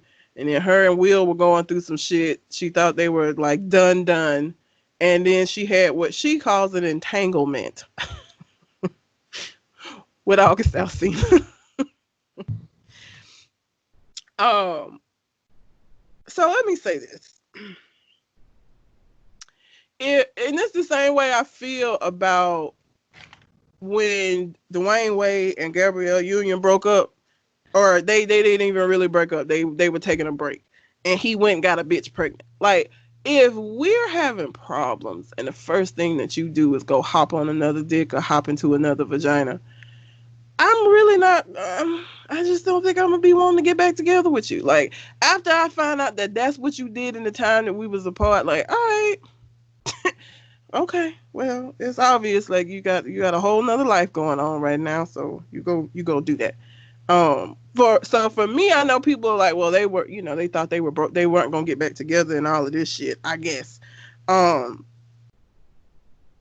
Will was making jokes and laughing about it, but his face did not match his words. Like, he looked like how he looked in Pursuit of Happiness. Like, I mean, Will Smith, he said how he felt. He said he felt like that supportive husband at the press conference that's standing behind her, and while she's giving the response to whatever's going on. I mean, he already told you how he feel about the situation. And he called her ass out when she kept trying to say entanglement. He was like, entanglement? No, say what it was. I mean, I think people latched onto it because of how Will Smith responded to it. Because I think that's how one of them spiritual, into the air people would respond to some shit like that, a relationship that she didn't want to be a relationship. Or maybe she didn't even acknowledge it as a relationship. And maybe he did. But, so, here's my thing about that. If this situation, let's say, instead of Jada and August, it was Will and September, with September being a woman. If the family had brought September in, and September was in a vulnerable place and was having addiction issues and was just having general mental health things going on, and, they brought her in and they helped her out, and then Will, at some point, with him and Jada were broken up, slept with September, I feel like people would be looking at him like he was predatory. Like, oh, you took advantage of that girl. She was in a vulnerable position. She had, all going on. You were kind of like a savior for her. You helped her out, and then you took advantage. I feel like that's how people would look at it. That is how they would look at it, because that's how they're looking at it with Jada. Like, there's a subset of people saying that shit about Jada is being predatory. Not as many people. Like, I feel like she's getting a much bigger pass as a woman doing this than he would have got. Yeah, but it would still be an irrational perspective.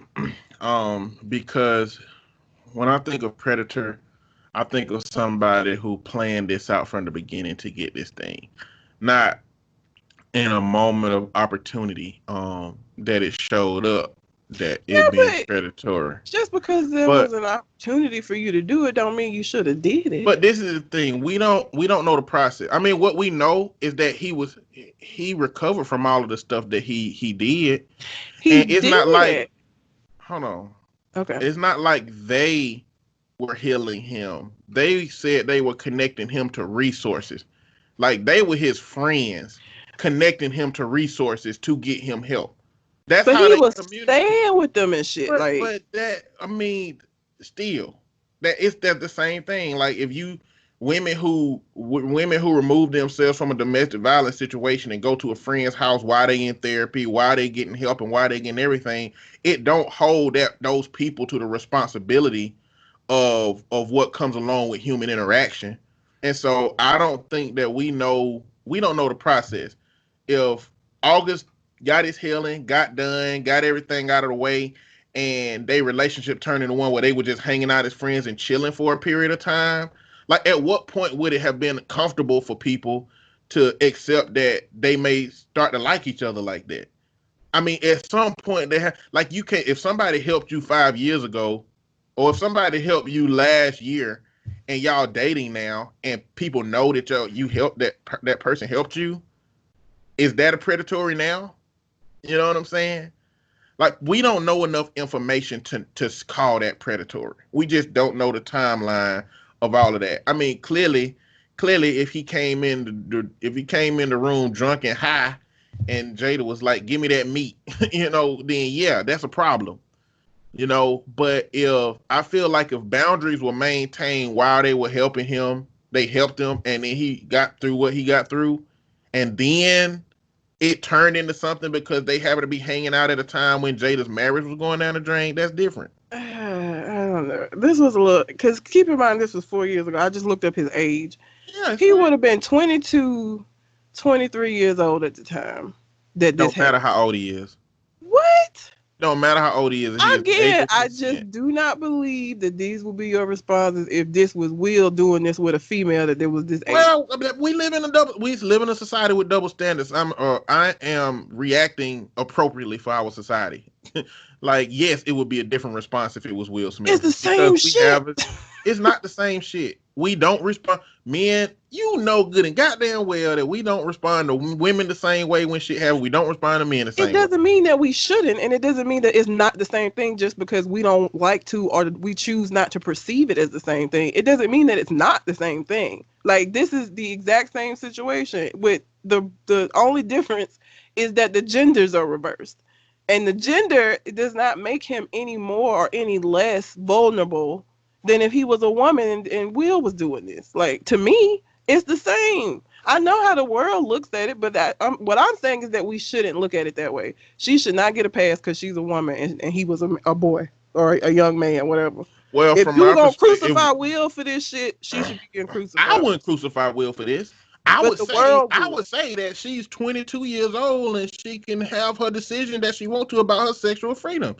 She can do whatever the hell she want to do, So even if that means date a about, dude that's 40 years old, 50 years old. Do you feel that way about R. Kelly victims that were in their 20s? Or 19, 20?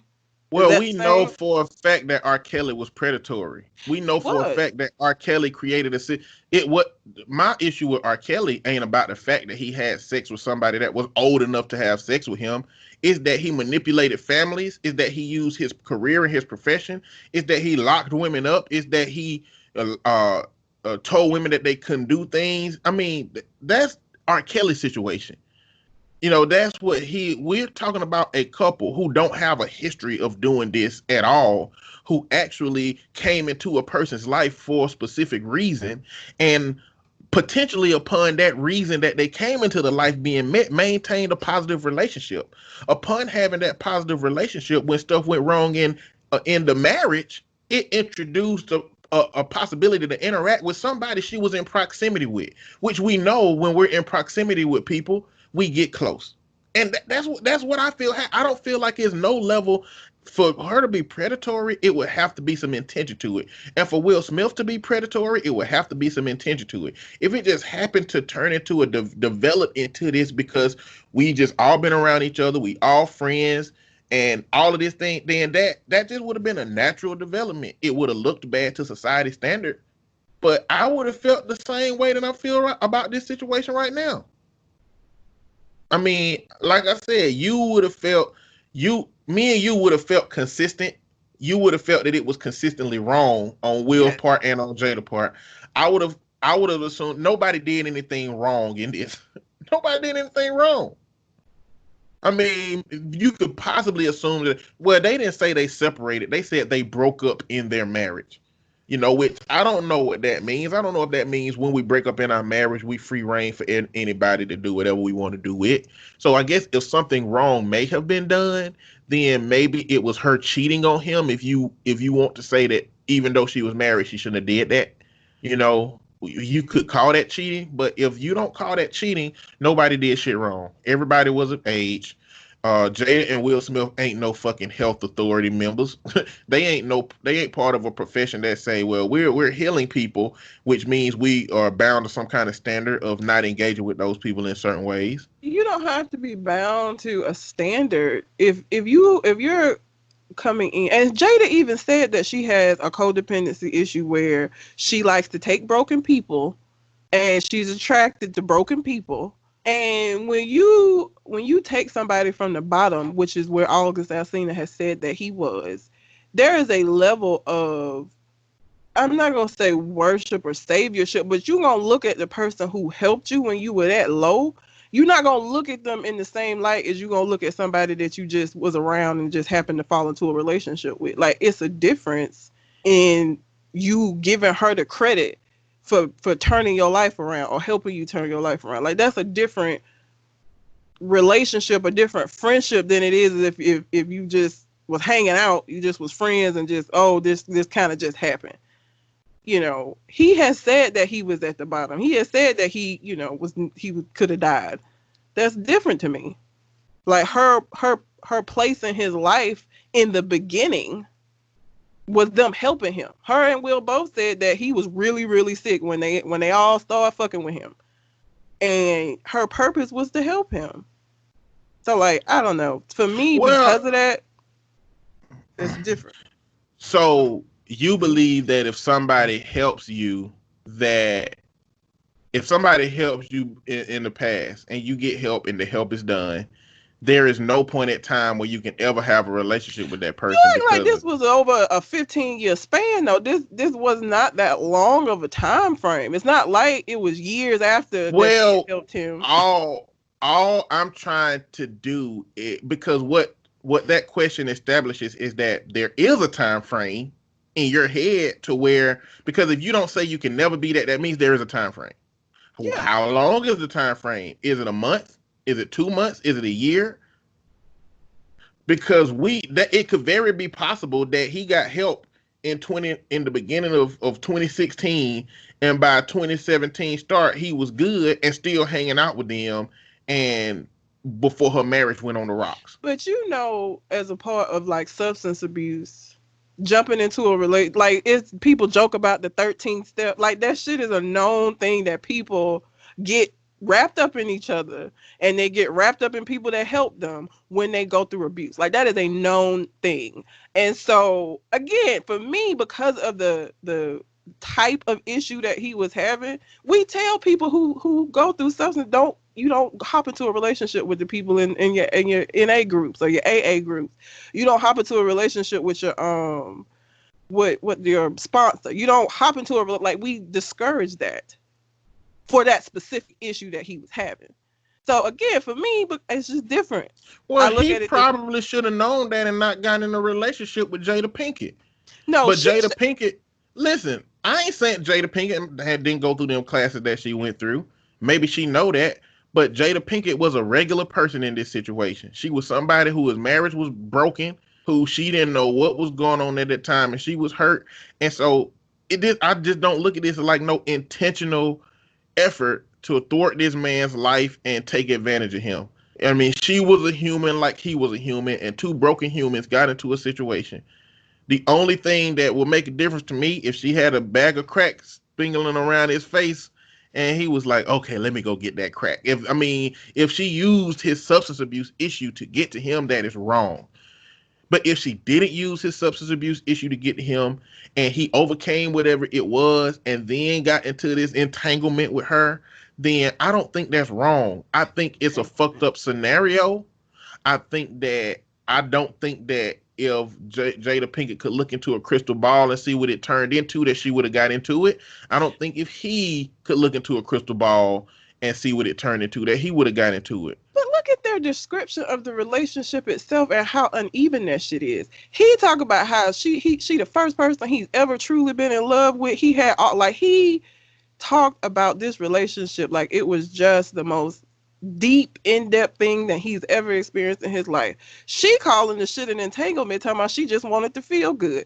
The levels at which they even describe their interaction don't even match. Like, both of them ain't saying, oh, we was hanging out, we got close because we were friends, and then it just kind of happened. This nigga fell madly, hopelessly hard in love with this woman, and she won't even say we had a relationship. She says it's an entanglement. Their description of what they did is it's uneven as fuck. Listen, side chicks and side dudes fall in love with their married partner every day, B. And that shit ain't new. When somebody doesn't have the responsibility of uh of maintaining your emotions on their plate because they're hurt or they got another situation, but you wide open, yeah, it's gonna be uneven. That's what But the happens. whole point is that she didn't have another situation. Her and Will were done. They were broken up. She didn't think they was ever getting back together. It was over, according to both of them. So she didn't have another situation. And I mean, technically, I guess he wasn't a side piece. He was. Well, I mean, I'm not going. I mean, I don't. I mean, they said that. I don't think that's the case. You know what I'm saying? Like, they've always defined themselves as life partners. And August Alsina, while they had a relationship, communicated that he had Will Smith's blessing, meaning that Will Smith was still around in some capacity for him to engage with him through that situation. But they're saying he didn't give him. He did not say. No. But Jada verified that. Jada said that she she sees how August could have perceived having Will's blessing. That's not like that. Okay, listen, so that part confused me. I'm not saying it's a blessing. When she said that didn't make sense to me. When she said that, I could see how he would perceive because we were broken up. That was you giving your blessing. That ain't me giving my blessing for you to fuck my nigga because we ain't together. Like, that's not a perceived permission. Like, I don't understand how that's a perceived permission. If we ain't together, that don't mean that I'm like, yeah, go ahead. Well, the way I interpreted it from his interview is that it's no way that you can give somebody a blessing without being in person. It don't make sense. Or talking to him verbally. So hers don't make sense because giving a blessing is something that you do in person. So I'm interpreting it that there is a point in time where Will Smith and August either talked or met while him and Jada were dating. That's the only thing that makes sense. Otherwise, what Jada said don't make sense. So it doesn't. That doesn't make sense. And Will, again, just looking at him and his response to it, it does not seem like he gave nobody no blessing for this shit that happened. Like, I don't think that he was like, yeah, we broken up, do what you do. I don't think that happened. That ain't what happened with breakups and separation. I mean, people don't separate like they did while they marry and then have a conversation about what that means for their interactions with other people. Motherfuckers just leave the house and be gone. Yeah, and but they I'm saying, text you or they call you. What interaction do you think August and Will had in which he would feel like Will gave him his blessing? Is what I'm trying to get at. I feel like Will was probably still at the house around his kids and his wife when they was there, even though they was broken up. Like, Will Smith in an interview, and I saw a clip of it, said that me and Jada are life partners. That means it don't matter what she does. I'm in it for the long ride. But they both said in the interview they were done. Like, he said, I was done with your ass. Like, I was ready to walk away. I really don't think that means they not going to interact or engage. I think that means that they're not going to be romantically involved. But if Willow and Jaden have a birthday party, they're going to be there. If they got financial bindings and relationships and issues that going on, I feel like they're going to be, I feel like they're going to end. Like, I don't think that means that Will Smith ain't finna see Jada again in his life. And I don't Jada think ain't that finna see either, her. but him being over at the house for a birthday party or something specific, I still do not see how that could be perceived as I got Will blessing because he saw us together and I was around. Like, I'm here not because I gave you my blessing and this shit is cool. I'm here for my kids. Like, listen, you got to think of who's saying this, ma'am. This is a 22-year-old from goddamn New Orleans. This nigga is used to. I'm sure this nigga is used to if you get seen with. If a baby daddy or ex see you with their girlfriend, they shooting in your car. So, because Will didn't fuck him up his permission. Yes, exactly. He's like, oh, this nigga seen me with him and he ain't throw hands. Okay, I mean, we good. We good, Jada. We good. He from New Orleans, girl. Goddamn. This nigga's life is different. They live in a war zone. I mean, I don't think it's that. Niggas in New Orleans shoot if you knock they beignet out their hand. I don't know. And Will said something about getting back at her. Like, I don't know. He just seemed like he is hurt by it. I don't know if he's hurt by it. So I interpreted that one way and somebody else interpreted another way, and I was like, damn, I didn't interpret it like that. He said, I gotta get you back first. And I was like, oh damn, he feels like he lost her in the relationship. Oh, no. So he's gotta get her back. But then they was like, she thought get her back was a reference to, I got to do something to you now. Yeah, because Jada responded and said, oh, I mean, if you want to be petty, if you're going to be petty, like, that's why I think it's that second, not what you thought it was. Jada also said, you already got me back. And that's why the dialogue went along with what I was thinking. I was thinking that I got to get you back because I lost you, because I thought Will was giving one of those sentimental responses. That's what I thought. I don't think so. And then she said, you already got me back. And then he said, no, I didn't. And then she said, since you want to be petty. And I was like, oh. So I just was like, I thought she was saying he was petty about but my interpretation don't make sense now. The other interpretation does make sense, but it didn't make sense for the context they was in. But that's what I'm saying. It didn't make sense for how cordial he was trying to be. But I think that, so for me, and knowing how men respond to this kind of shit, with this shit becoming public and with everybody making the comments that they were making even before she did the red table stuff and all the memes that were being made and all of this shit, I think that the cordialness of him, it was him trying to save face.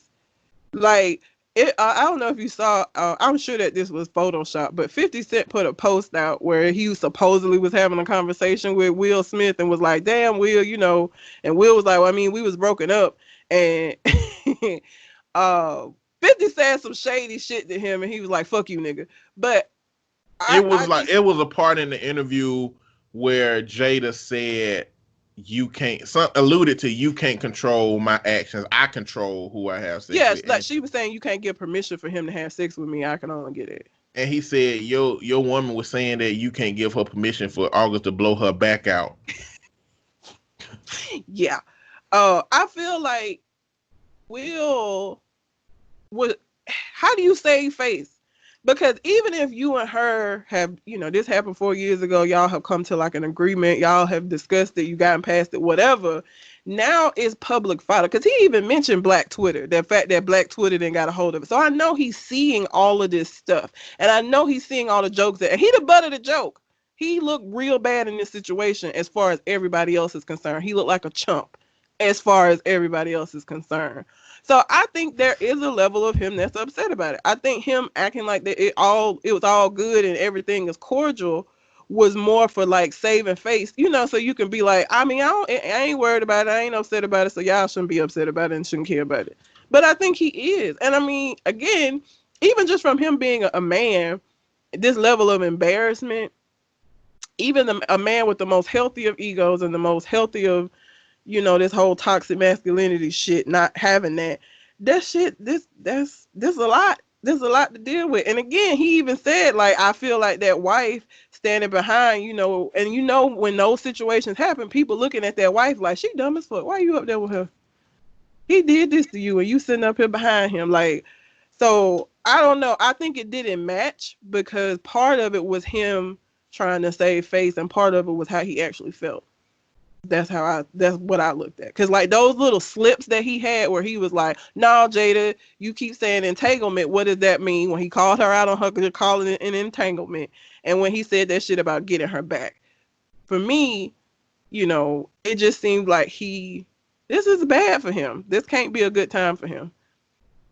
Like, he's the butt of the joke in this. Like, yeah, Jada kind of like, people might be like, oh, Jada, that's fucked up. But like, Will...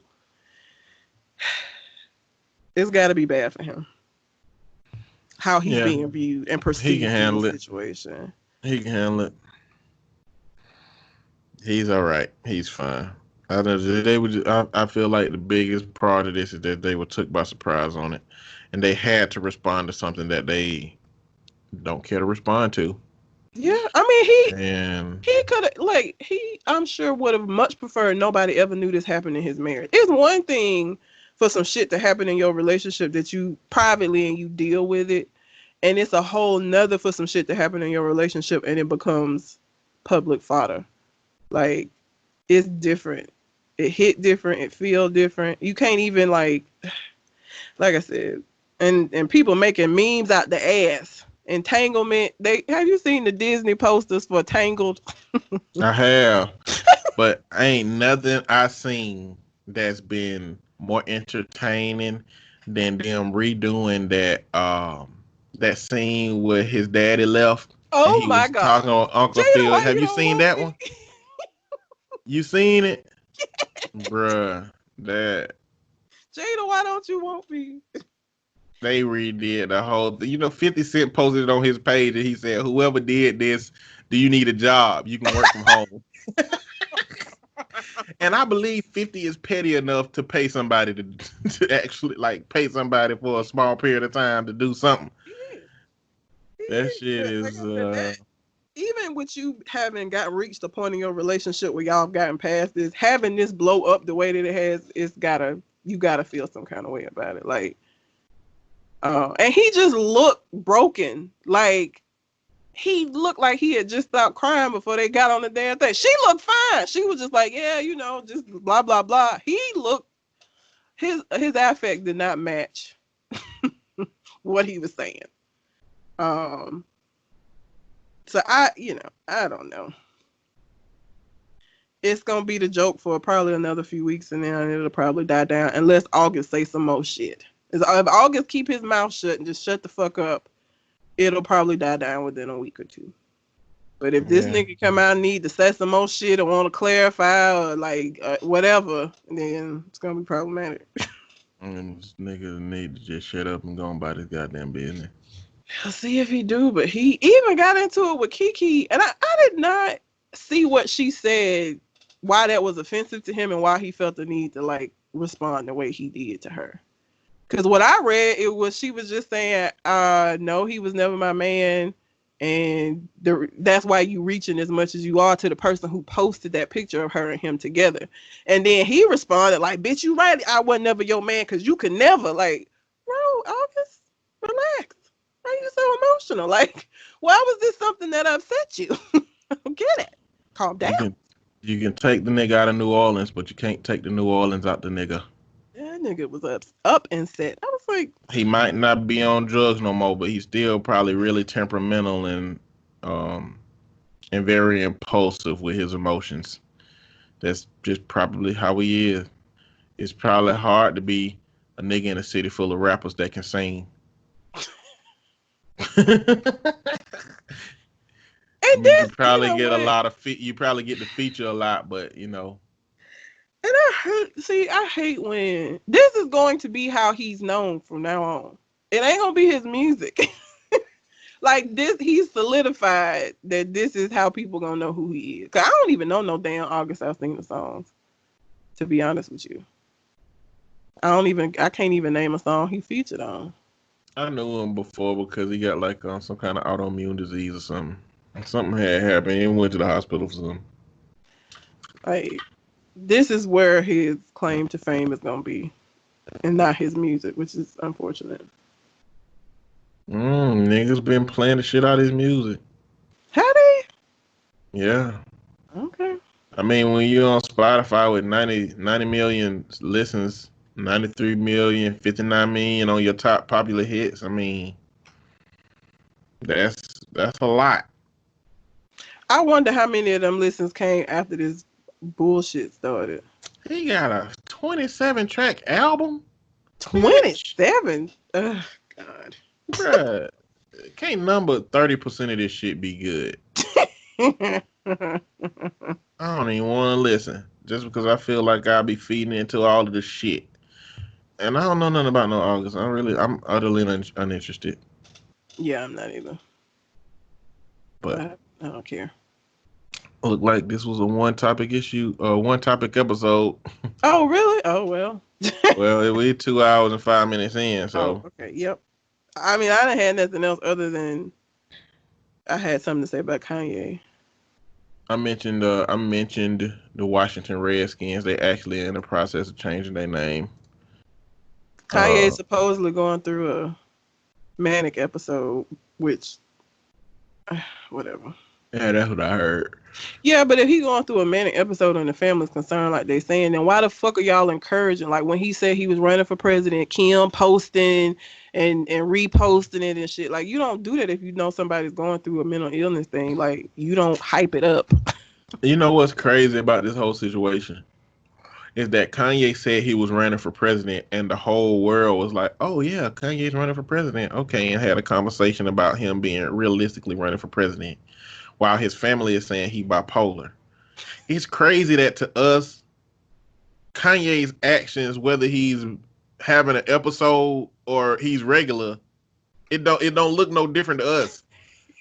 His shit is so the decisions he making in his life is so sporadic to the people outside of his circle. It looked like it's just a Kanye decision, not some mental health shit. Like that's the fucked up part about it to me. It's like we sit here like, oh, Kanye running for president. None of us at any point said, oh shit, this is an episode. Because all the shit he done through his life either look like an episode or all the stupid shit he do just look like regular Kanye. Yep. One of the two. Have you used any hand sanitizer like just randomly at a restaurant or sitting somewhere? Nah, I mostly use it at work when I use a hand sanitizer. Hand sanitizer is changing like a motherfucker, man. I used some hand sanitizer the other day that when you rub it around your hands, it's so sticky. It feels like glue. But it dry up off your hands like regular sanitizer and your hands be normal. I'm like, man, this shit is fucking up my cells. We finna die, man. We finna die from hand sanitizer. That's what's finna happen. I was like, what the fuck is this? What did they mix this shit with is what I was saying. And I kept rubbing it and I was like, I just wait. And then at the end, I was like, okay, well, it finishes like hand sanitizer, but the process between it was nasty. The fuck? Yeah. Get me off, man. Everything is changing. The fuck off. But yeah, I just had to say that because I just scrolled past some hand sanitizer. And I also got some hand sanitizer spray where you just spray it on your hand. Like if it ain't goddamn that hand sanitizer you put on and it just dry up off your hands. But you know the hardest part about sanitizer, when you squirt it in your hands and you put the damn bottle down, if you squirt a little bit too much or maybe just right, it's just gonna run around your hand and drip onto your pants or whatever anyway. Oh yeah. It's just gonna do that shit. You can't do nothing about it. We can't do nothing about this shit. Anyway, anything else on your mind? Nah, that's it. All right. Well, until we come to the next conversation, We out. holla.